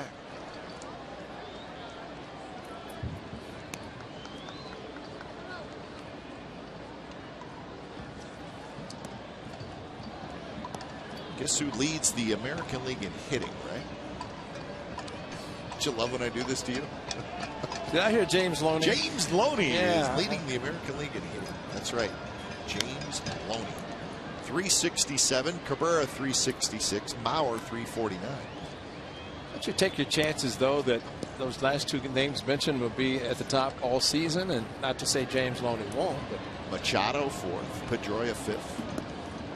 Good for James Loney, though. From Los Angeles to Boston and Tampa Bay. First base, solid first baseman.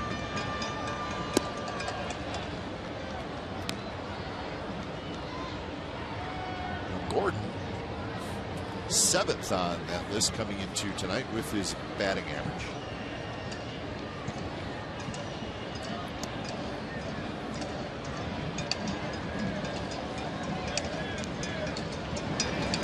Gordon lays off to even the count 2-2. 6th inning now in Anaheim. White Sox still leading 1-0.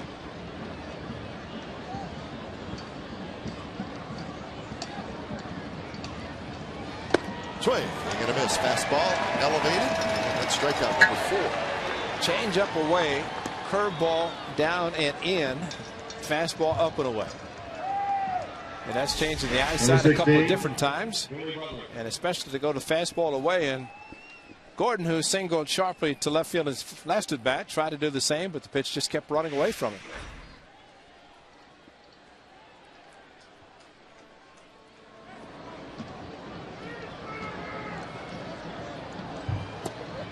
A little bit inside, not by much.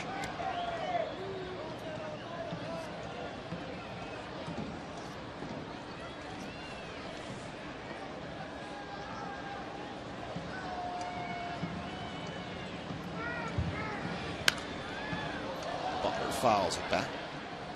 Strikeout and a ground out for Billy Butler.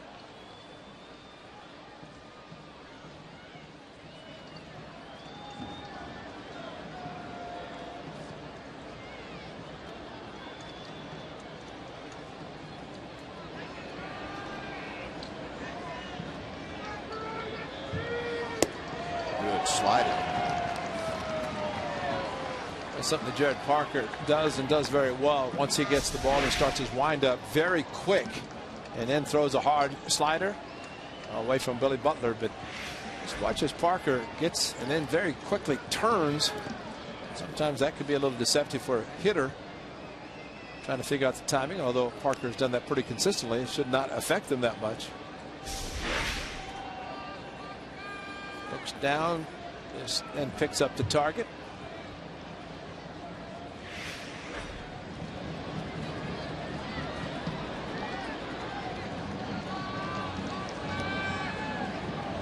Now he's ready, and the 2-2 to Butler. Swing and a miss. He struck him out with a changeup. 7 in a row retired by Jared Parker. He's now got 5 strikeouts. A's still trailing 1-0.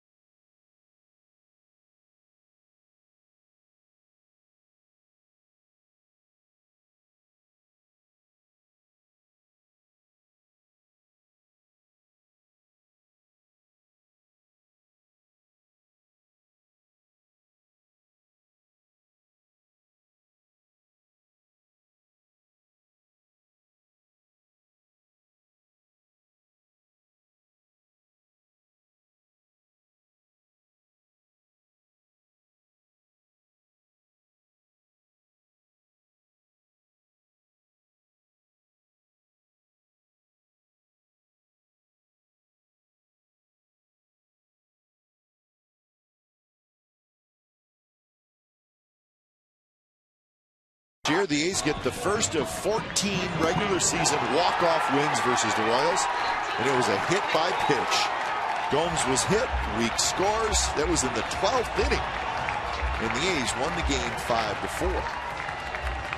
Now, is that correct, Ray? That the Royals actually scored a run in the top of the 12th. The A's scored 2 in the bottom of the 12th. Right?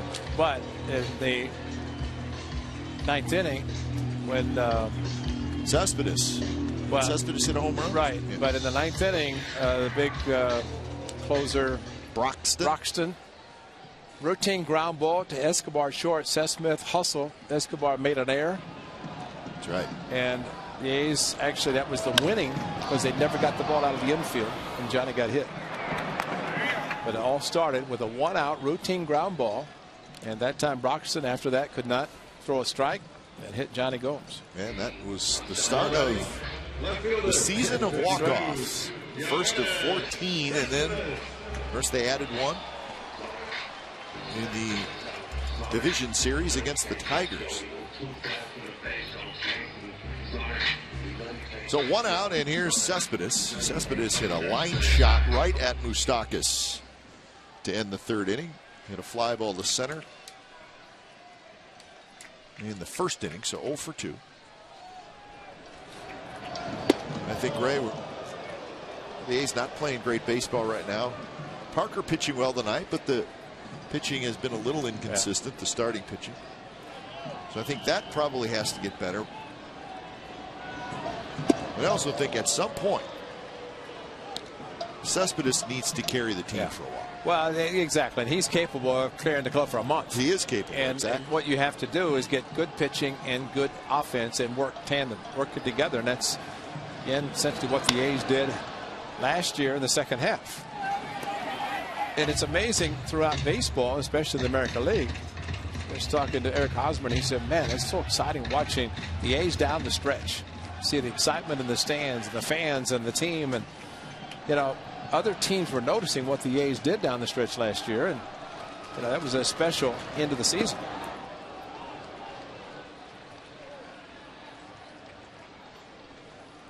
Probably the only team in the American League that didn't really want to pay attention was Texas Rangers, who were on hand the final 3 games of the regular season.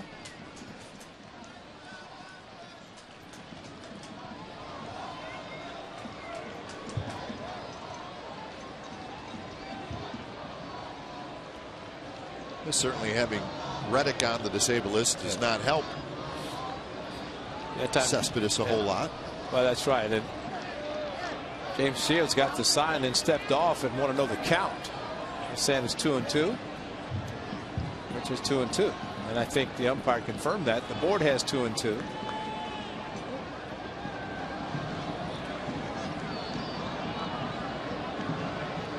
James Shields thought it was 1-2.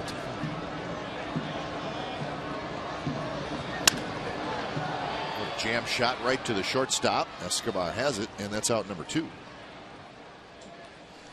I think you said it right. I mean, from Coco, Chris Young, Brett Anderson go on the DL in the same game, the 19-inning game.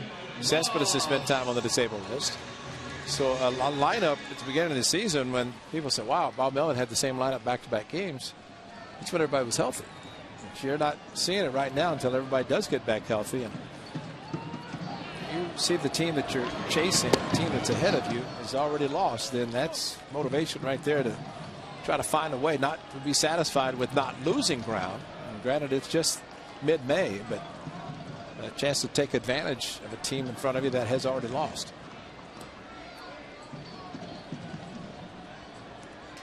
And both those teams did, Texas and the Seattle Mariners, who coming into today just a half game ahead of the A's.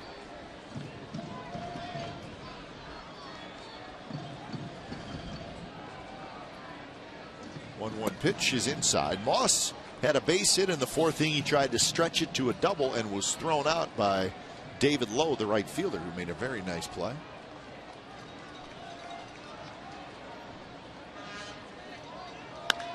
That one's hit to right field. Shallow. Lowe coming in. And a 3-up, 3-down inning for James Shields. 7th inning coming up. It's the Royals 1 and the A's nothing.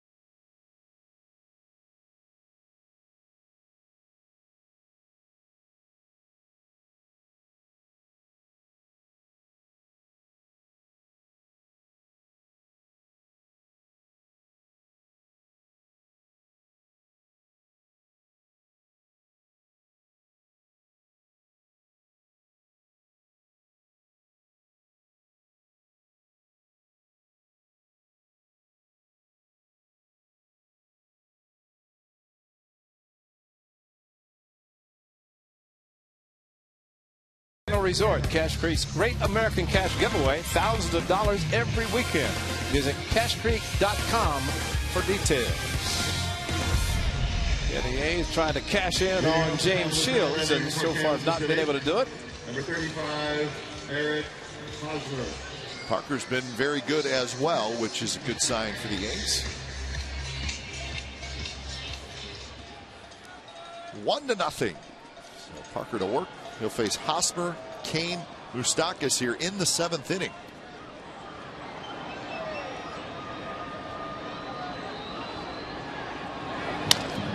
First pitch is grounded right to Lowry, the second baseman. So Hosmer is retired. He's now 1 for 3. And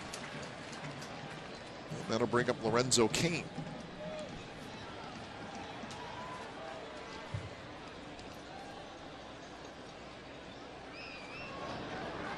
So in that Indians game that was won on the walk-off home run, 6-3 was the final. With Kipnis doing the damage. 34,000 in Cleveland tonight on fireworks night at Progressive Field. And dollar hot dogs. Perfect. Dollar dogs. So the Indians have won 15 out of their last 19 games. And the A's know. There were 4 in a row against them that they lost. The A's played the Indians. They had won 6 of 7. That's right. 6 in a row, lost to Sunday, and then Won 4 straight, won 2 or 3 against the Tigers. Split the doubleheader in the makeup game against the Yankees on Monday. Detroit beat Texas 2-1. Porcello got the win. Tepich got the loss, and Miguel Cabrera went 3 for 4. He's now hitting .376 with 42 RBIs. They gave Verlander that big contract.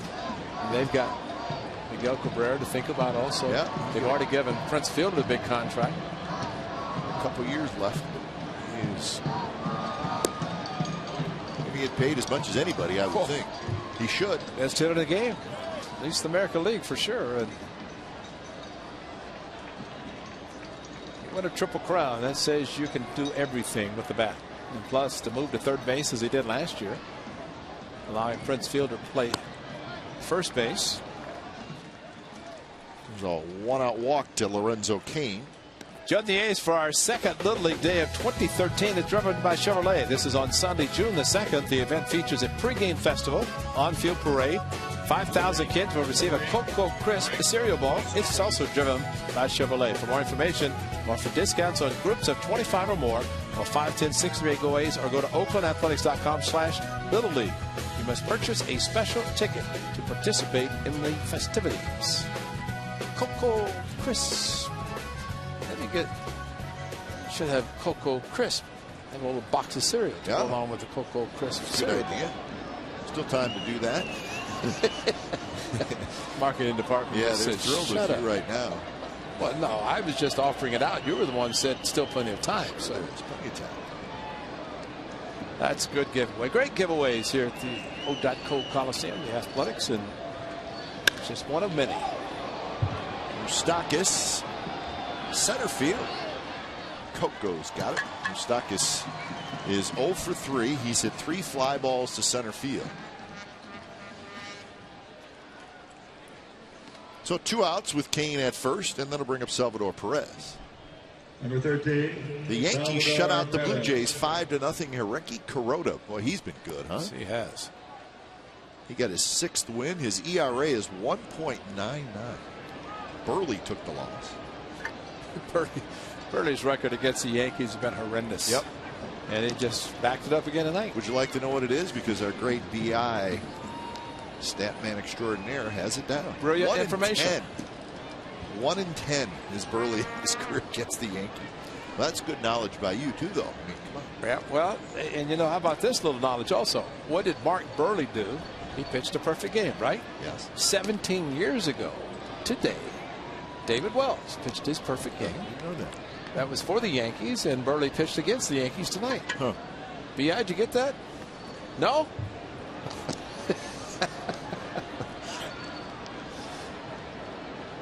Bart Burley, between facing the Yankees and pitching at the Coliseum, you just think he'd be a Hall of Fame pitcher if it weren't for those two things.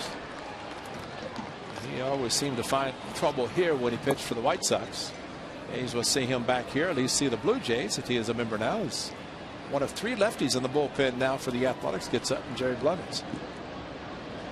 1-1 to Perez. Am I correct? Is it just the 3 now with Doolittle, Okajima, and Blevins? Yep. Would that be correct? Down and away, 1-1.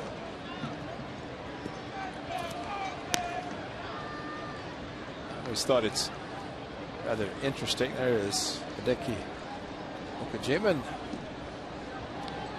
a member of the bullpen also to his left. So we have Prieto, Ariel Prieto for Cespedes. A couple interpreters. Yeah.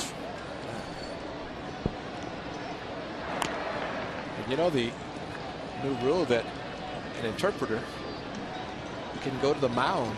That's right. To visit with the pitching coach or manager. So if Okajima goes in the game, then the interpreters come down in the dugout. Comes to the dugout. Stand right next to the manager. Yeah, and if the manager or the pitching coach goes out, and we want to see that happen, just to watch him go out and be the interpreter. 1-2 now to Salvador Perez.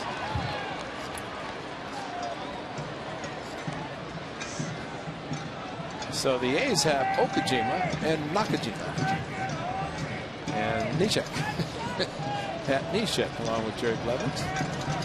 They have to alternate throwing because you have a, be careful. They might put horns down. Both warming up. Roll toward Donaldson. Throw a bit high, no problem for Martinside. Retired. 7th inning stretch from the Coliseum. Pitcher's duel. Royals 1, A's nothing.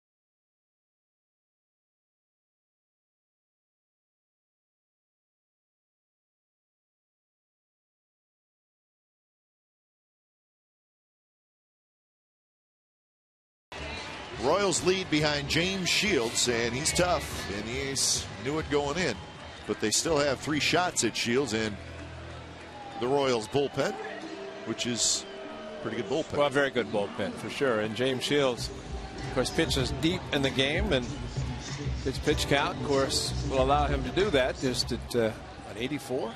Wow. I have to congratulate the Warriors on an outstanding season. Yeah, he had a lot of fun. Yeah, unfortunately they lost, but a nice run for the Warriors, and the Sharks pick up a little bit of ground. Otherwise, it's just all baseball. I know.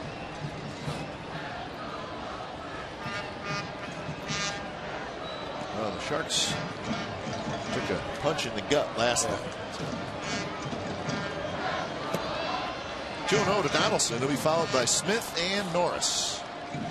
Well, you like to hope that a big game, good pitcher has a bad outing or a bad inning. Not necessarily a bad outing. You hope that too, but leadoff single and great play defensively. That was it. And of course, the A's did have Donaldson at third back in the 2nd inning. First and third could not get the big hit. Just trying to get big James Shields, big game at James Shields to have a tough inning. Hope that this 7th inning might be it. Donaldson with a base hit in the 2nd, a ground out in the 4th. 15 consecutive scoreless innings here in Oakland. We showed you the complete game shutout from last year here when he was with the Rays.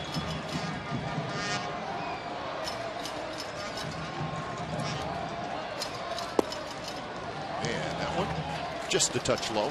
3-1. That's a good pitch not to swing at. An even better pitch since it was called a ball, which it was.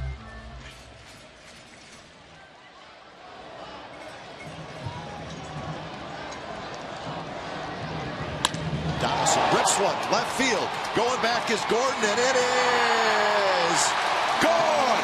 Donaldson homers, and we're tied at 1. Right up on top of the out-of-town scoreboard.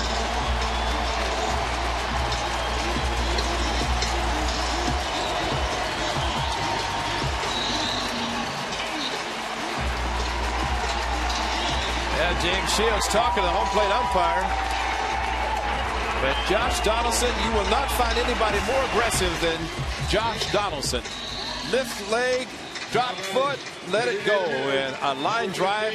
There's your Exmo shot, and that's a great, great shot. Josh Donaldson with a line drive home run. Remember in playoffs last year, division series, it just right on top, right over the yellow line, and that is a home run. So just like that, we got a tie game. So the A's needed a big hit, and they got it. A home run by Donaldson. That's a 4th home run in this month for Josh Donaldson. It's been a good one for him. As we're on the 17th of May. Rolled foul.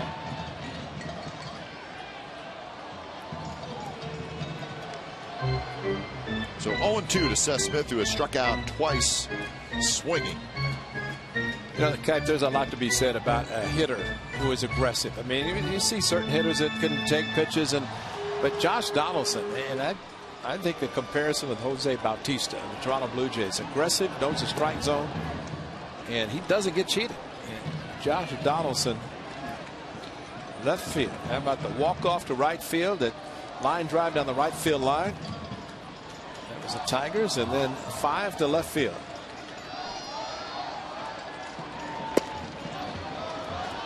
It's the 5th home run that Shields has given up this year in 64 innings.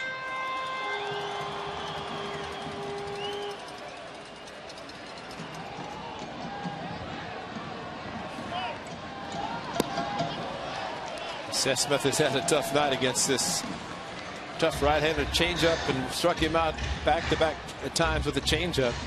1-2 and 3-2, and now he's back to 3-2. Taking some good pitches from the right-hander. And he takes a fastball right there for strike 3. And see, there's a guy sitting changeup, and he didn't get it. One of those nights, huh? Look for one or the other, and he's hoping for a changeup. He stayed back and took a fastball. Tip your hat, go back to dugout. Nothing could do.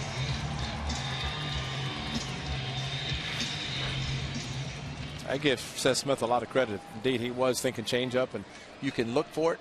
A lot of hitters can't do it. So here's Norris with 1 out. Norris tonight, a walk and a strikeout.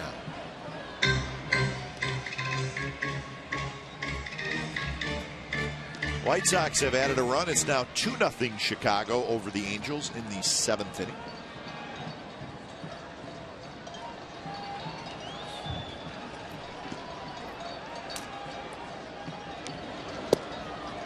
For a strike. The Rays beat the Orioles 12-10 in Baltimore. It was 12-4 after 7 innings, but the Orioles came roaring back. They scored 6 runs in the 8th inning to close it to 12-10, and the Rays were able to hang on. Rays had lost some games late this year, which you're not used to. Not Fernando Rodney. Not look good. Rodney, a 2-run lead. Walk 3. Yeah. Middlebrooks with a bases clearing double. So the A's have tied it. That means that Blevins and Neshek have sat down, and the A's look like they will go to the back end of the bullpen. Outside corner, strike 3 call. Back-to-back strikeouts looking in the 7th. 7 strikeouts for Shields. Well, 5 of those have come in this part of the batting order with Now Smith batting, and Norris. And fastball, again, you could not throw it more perfectly. Outside corner. A little tailing action coming back to the outside part of the plate. So 2 outs. Here's Barton.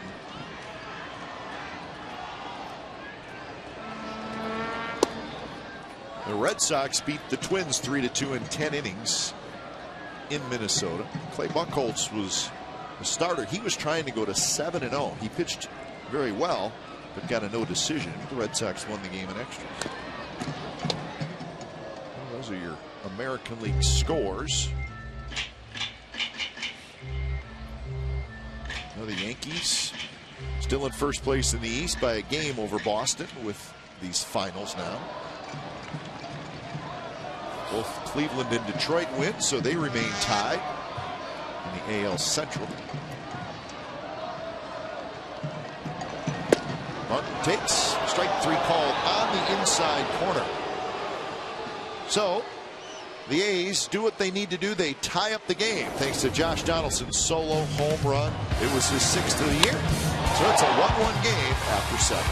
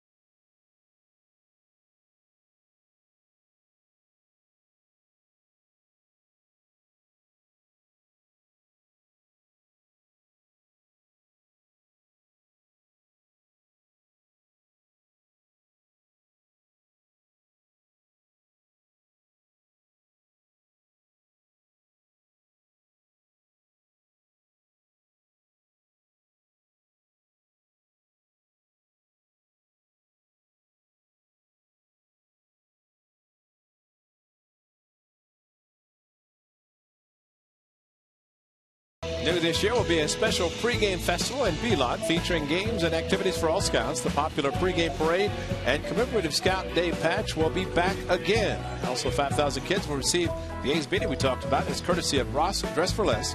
For more information and tickets, go to oaklandathletics.com/scout. You must purchase a special ticket to participate in the festivities. Scout Day. Jack and Scout? Nope. Okay. Got enough going on. Believe me. Yeah. When it's time for change, think Speedy Oil Change and Tune-Up. Your oil change tune-up and smog experts. So the lefty Sean Doolittle comes in. A great outing by Jared Parker again. 1 run, 7 innings. There's 4 hits allowed by Parker.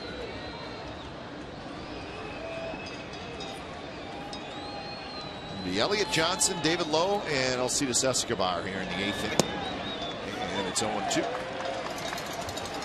And if Lorenzo Cain had not been in the lineup for the Royals, Parker wouldn't have walked anybody. It was Cain who he had his trouble throwing strikes. 3-2, twice, and then 3-1.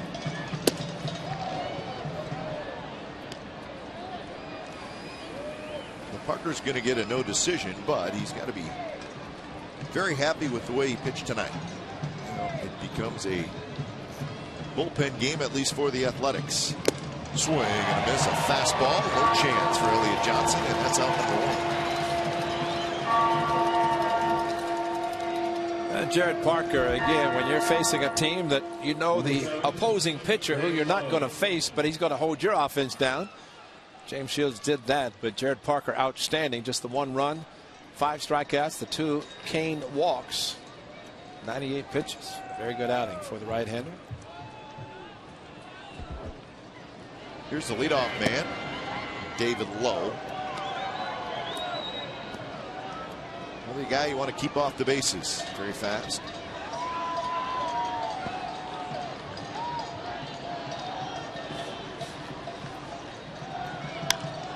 Pops a foul back. Donaldson, the third baseman, is in even with the bag.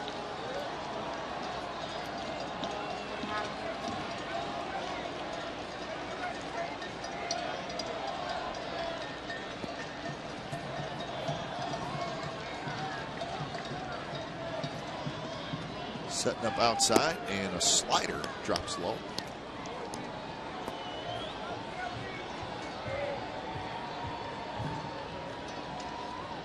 Escobar is a right-handed hitter. He's in the on-deck circle.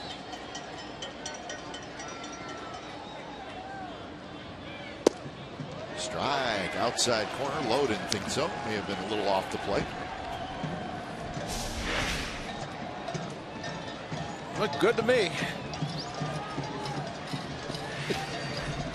That Tommy cam really shows it, doesn't it? 2-2 pitch, and Lowe just stays alive. I think all the traveling Doolittles are back home watching the boy Sean. Hope so.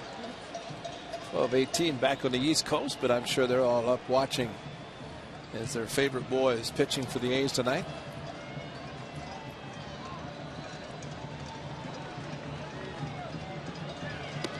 Two pitch is high, and now a full count. The Royals got their run in the third inning.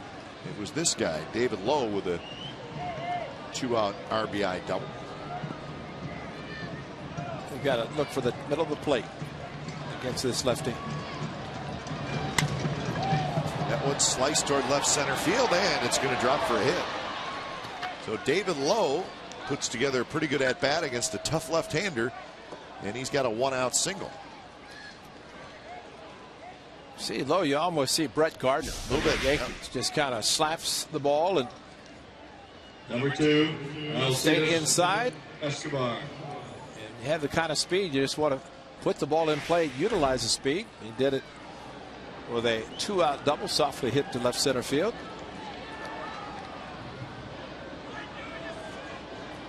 So Lowe is aboard. He's the go-ahead run, and here's Escobar, who's 0 for 3.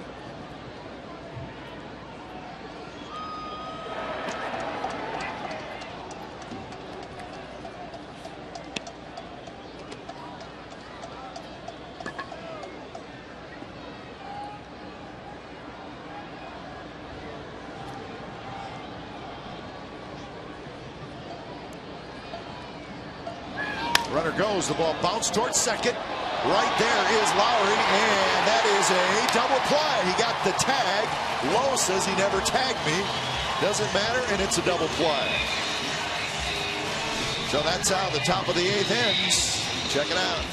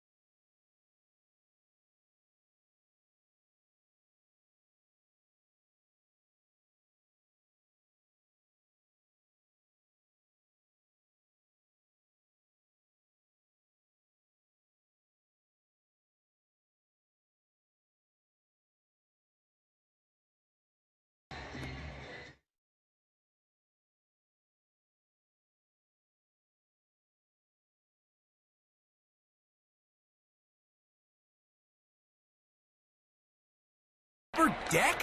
No way! Here's our game summary. It's brought to you by your local Toyota dealers. A pitcher's duel. Jared Parker sharp. James Shields sharp. Shields still in the game. This was the first run in the game.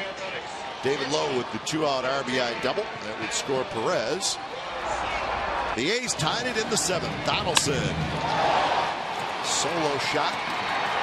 His 6th of the year. That makes it a 1-1 game, and that is where we are at, headed to the bottom of the 8th inning. Shields is indeed back out there. He'll face Rosales, Crisp, and Lowry. 102 pitches for James Shields. And the first pitch to Rosales is a slider down and away. 1-5-0 for each team. Parker, a couple of walks, 5 strikeouts in his 7 innings.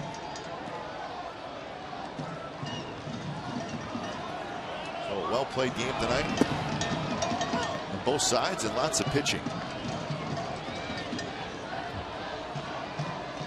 Seems like James Shields without on the mound striking out the side after the home run by Donaldson.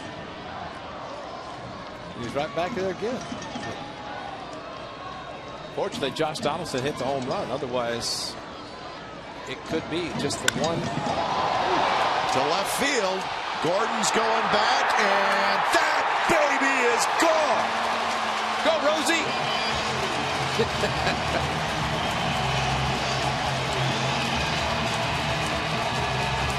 That's faster than 16 seconds. Because he was happy that time. Hanging breaking ball from James Shields and Adam Rosales. Man, we saw him go sprint around the bases against the Yankees, but I think he was so excited this time, Kai, he was flying. That's about as big of a hit as you're going to get. Oh, yeah. So the A's lead 2-1 on a pair of solo homers. Here's the top of the order. Coco Crisp takes a strike. 2 home runs for Adam Rosales. A leadoff home run first pitch. CC Sabathia against the Yankees. And this one, you're right, Kat, could be the biggest. Brad Balfour heating up in the bullpen.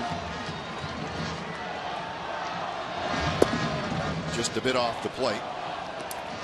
Coco's looking for his first hit.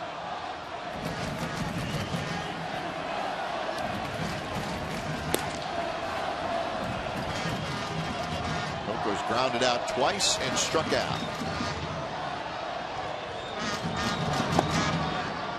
Close pitch. Again, called the ball. 2-1. You know, Cap, if your pitcher don't get a lot of run support, it can be frustrating. And I think we've seen it tonight from James Shields. As great a pitcher as he is, seeing a little bit of frustration, and you know, gets 1 run, and he's capable of pitching a shutout, but he's given up not a lot of hits in the game, but 2 big ones.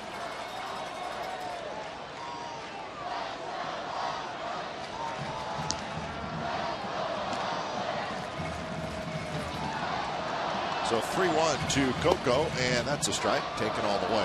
3-2.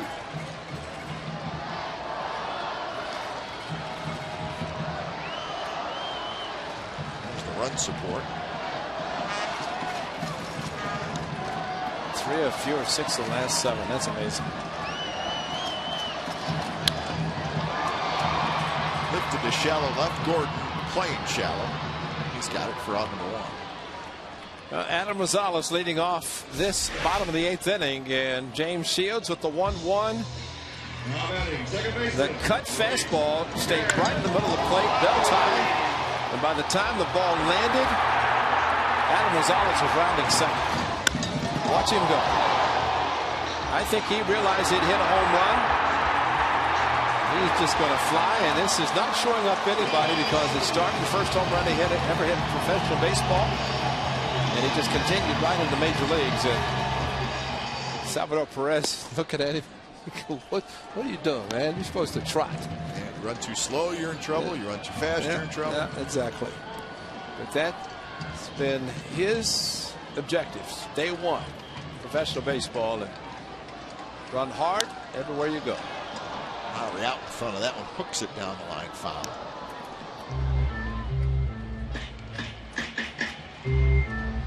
So big moment for Adam Rosales, giving the A's the lead in the bottom of the 8th inning. Nothing better than taking the lead in the bottom of the 8th. Oh yeah. Just 3 outs away from winning it. Just as important, 7 solid innings from Jared Parker. Then Donaldson ties it. Then the bullpen takes over after the 98 pitches. You know, I think we've shown that double play to end the top of the inning, but that was a hit and run with the perfect guy covering, because it was like just a throw back to Lowry, who was there to catch the ball and make the tag, or phantom tag. Close. Lowry shoots it foul. The replays showed that he did get him. Watch the shirt. Oh, yes, definitely got it. It's like Bud Harrelson. Everybody said I didn't touch Harrelson. But see the different angles? It's the same thing that happened. Augie Donatelli. Yeah, if it had Exmo, it would have shown. Exmo today. It's a great shot. But sometimes it's a tough chore for middle infielders. Somebody make the call. When a runner takes off, who's going to be covering? That's all predetermined. And a lot of that's based on how the hitter is going to be swinging the bat, where he's going to hit the ball. Well, Lowry has worked it full.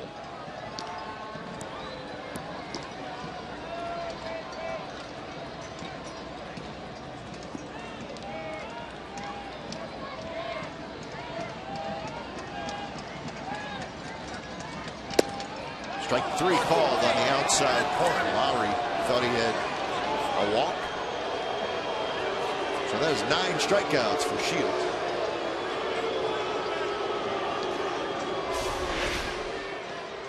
Perez inside. He had to reach back for it. Now batting, left fielder, number 52. But I don't know how much longer Jet Lowry, because there have been times that he cannot believe. I think he had a right to beef there. That ball just kept running away from him. 2 outs for Cespedes. First pitch on the outside corner for a strike. Cespedes 0 for 3.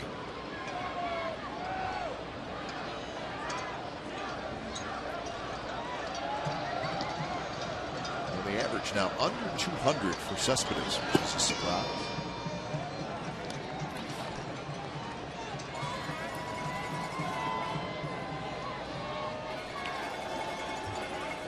Fly out, line out, and a pop out. In the dirt. Pitch number 121. Well, the last thing, excuse me, Kevin, last thing James Shields wants is to leave this game.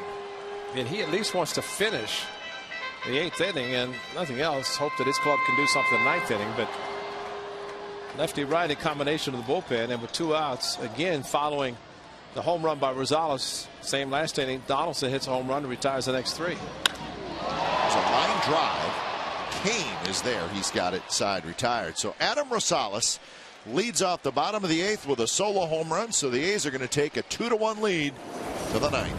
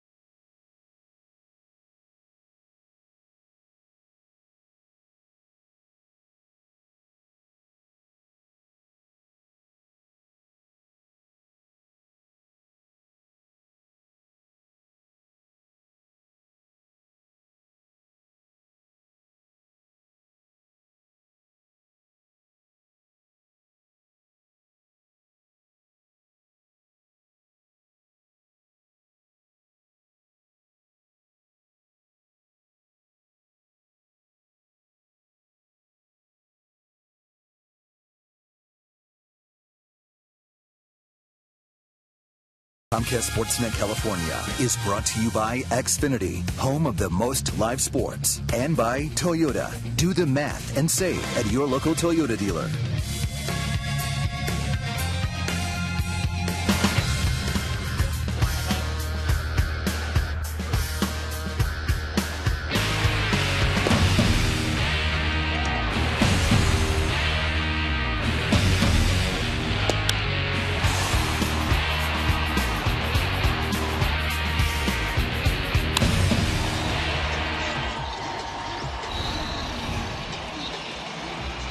So a couple of late solo home runs by the A's. Donaldson in the 7th, Rosales in the 8th, and James Shields, who's not a happy camper. I guess you could sort of understand why. Pitched very well, but made 2 mistakes. His team has only scored 1 run, and he's on the hook for a loss right now. When it's time for change, think Speedy Oil Change and Tune-Up, your oil change, tune-up, and smog expert. So Grant Balfour comes in. He'll be trying for his 7th save. And he's going to face the heart of the order. Gordon, Butler, Hosmer. If anybody were to get on, Lorenzo Cain.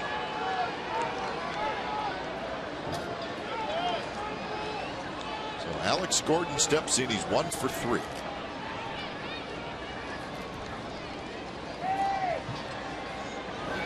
First pitch is a fastball a bit high. Gordon 2 strikeouts and a single. White Sox still leading the Angels 2-0 in the 8th inning.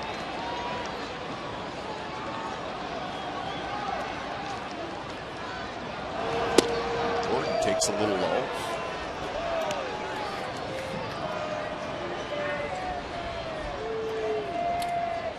So Balfour's going to slow things down a little bit.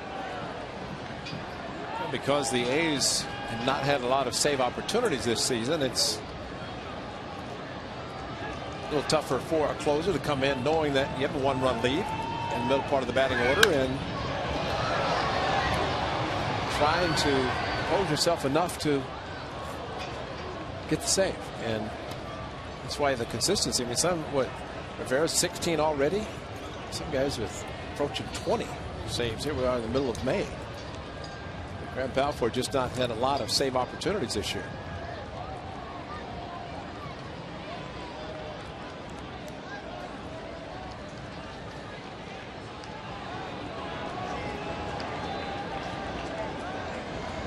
Outfield playing deep.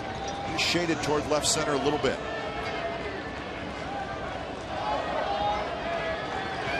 2-1 pitch is low, and now it's 3-1.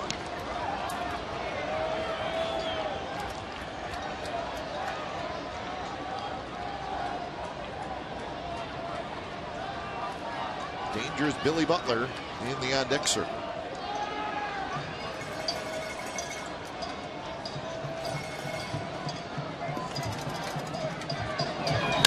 Pitch is driven to left. Cespedes going back, and he reaches up and he makes the catch. Coco Crisp was on the disabled list for 15 days. Cespedes was playing center field. He moves back to left, and this was dangerous. He circled around this one and got turned around a little bit. Fortunately, kept backpedaling, and that in itself is very athletic because it's not easy to backpedal that quickly, reach up and make a play with a ball that hits the warning track, or at least almost hits the wall as he approached the warning track. That's not something you want to try every day. Wow, that's an athlete though, to be able to do that, make that play. So here's Billy Butler.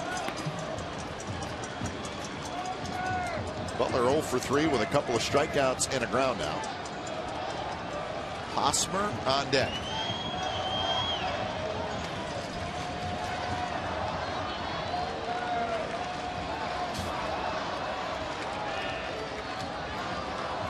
Butler with 5 home runs on the year.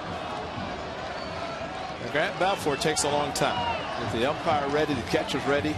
Butler was ready, stepped out. Breaking ball, and Butler swings and misses, so the count is even 1-1.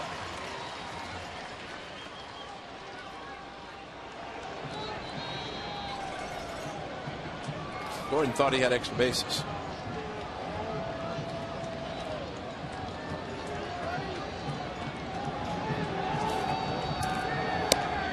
Breaking ball again, and this one a called strike on the outside corner. Chase curveball in the dirt for strike, and then came back with a slider, maybe another curveball over the top, only it kind of broke like a slider.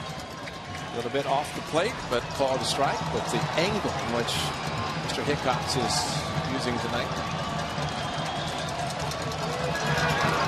Tried it again. This one misses outside, rolls behind Norris.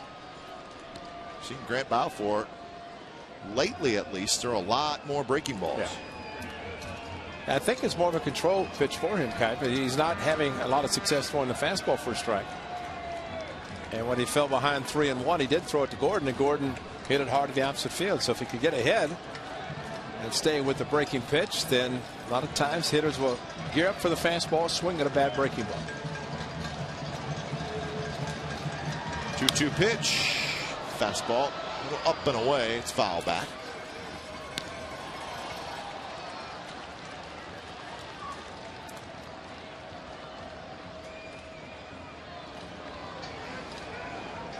Butler, a guy who's got good power, obviously, and really does not strike out a lot. But tonight he has struck out twice.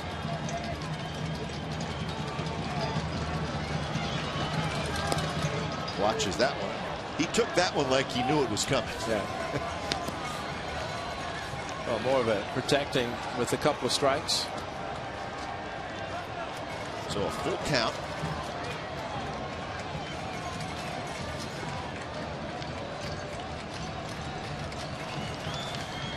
Take some time, Kai. Just don't put a clock on him. Will not put a clock on Grant Balfour. Can't do that. Pop up, and he's going to get Butler. Butler fires his bat. Moss has it, and that is out number 2. Well, join us tonight on A's Post Game Live for the A-Team. It'll be a special presentation of us broadcasters, Ken Cork, Vince Cotroneo, Ray Fosse, and myself. We're going to get together, have an unscripted roundtable discussion about tonight's game. It's only on A's Post Game Live at 95.7 The Game, and it's coming up after the game. Oh, the handsome one, Vince Cotroneo, and the debonair one, Ken Cork. What a pair. Here's Hosmer. And that breaking ball stays outside. He's still upset. Gordon is still upset. Between he and James Shields, I don't know who's more upset tonight at this point. James Shields, another great outing.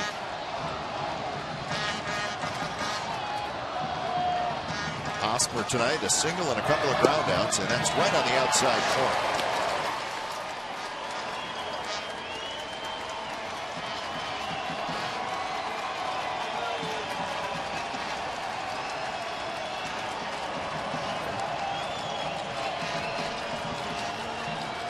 So 1-1 to Hosmer.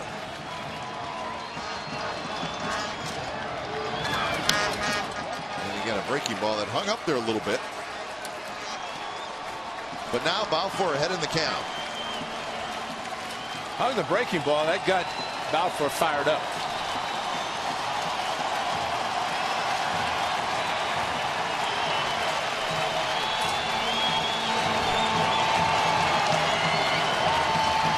One-two pitch. Swing and a miss. He struck him out, and the A's win game 1 of the series. Some late inning heroics, not a walk-off, but maybe just as exciting. Adam Rosales, a solo home run in the bottom of the 8th inning to break the 1-1 tie. So the A's win it tonight by a final score of 2-1. Parker was great. Doolittle gets the win. Balfour gets the save. And the A's get win number 21 on the year, so they're now 21 and 22. And it's time now for the AT&T U-verse rewind, and a lot of heroics offensively, but we have to go with Jared Parker tonight, who did an outstanding job of pitching for 7 innings. Changeup work worked very nicely. Also a little cutter, curveball, fastball inside. Mixed his pitches very well to get 7 innings of solid baseball pitching for 98 pitches. And for Jared Parker, very, very good outing, backing up his last outing against the Seattle Mariners.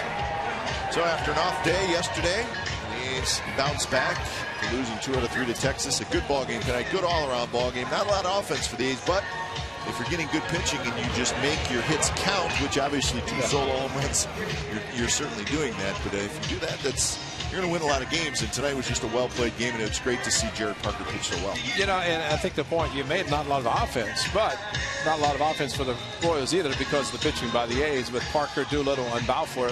I mean, that was great, and we know and have heard about the Royals struggling offensively, so it's great for James Shields as well as he pitched. If he gets any run support at all, it makes it difficult to beat him tonight, but fortunately, 2 guys came up with the home runs late, and one of them is with us right now. Indeed. Adam Rosales standing by downstairs. Adam, congratulations. At that point in the game, you know Shields is good.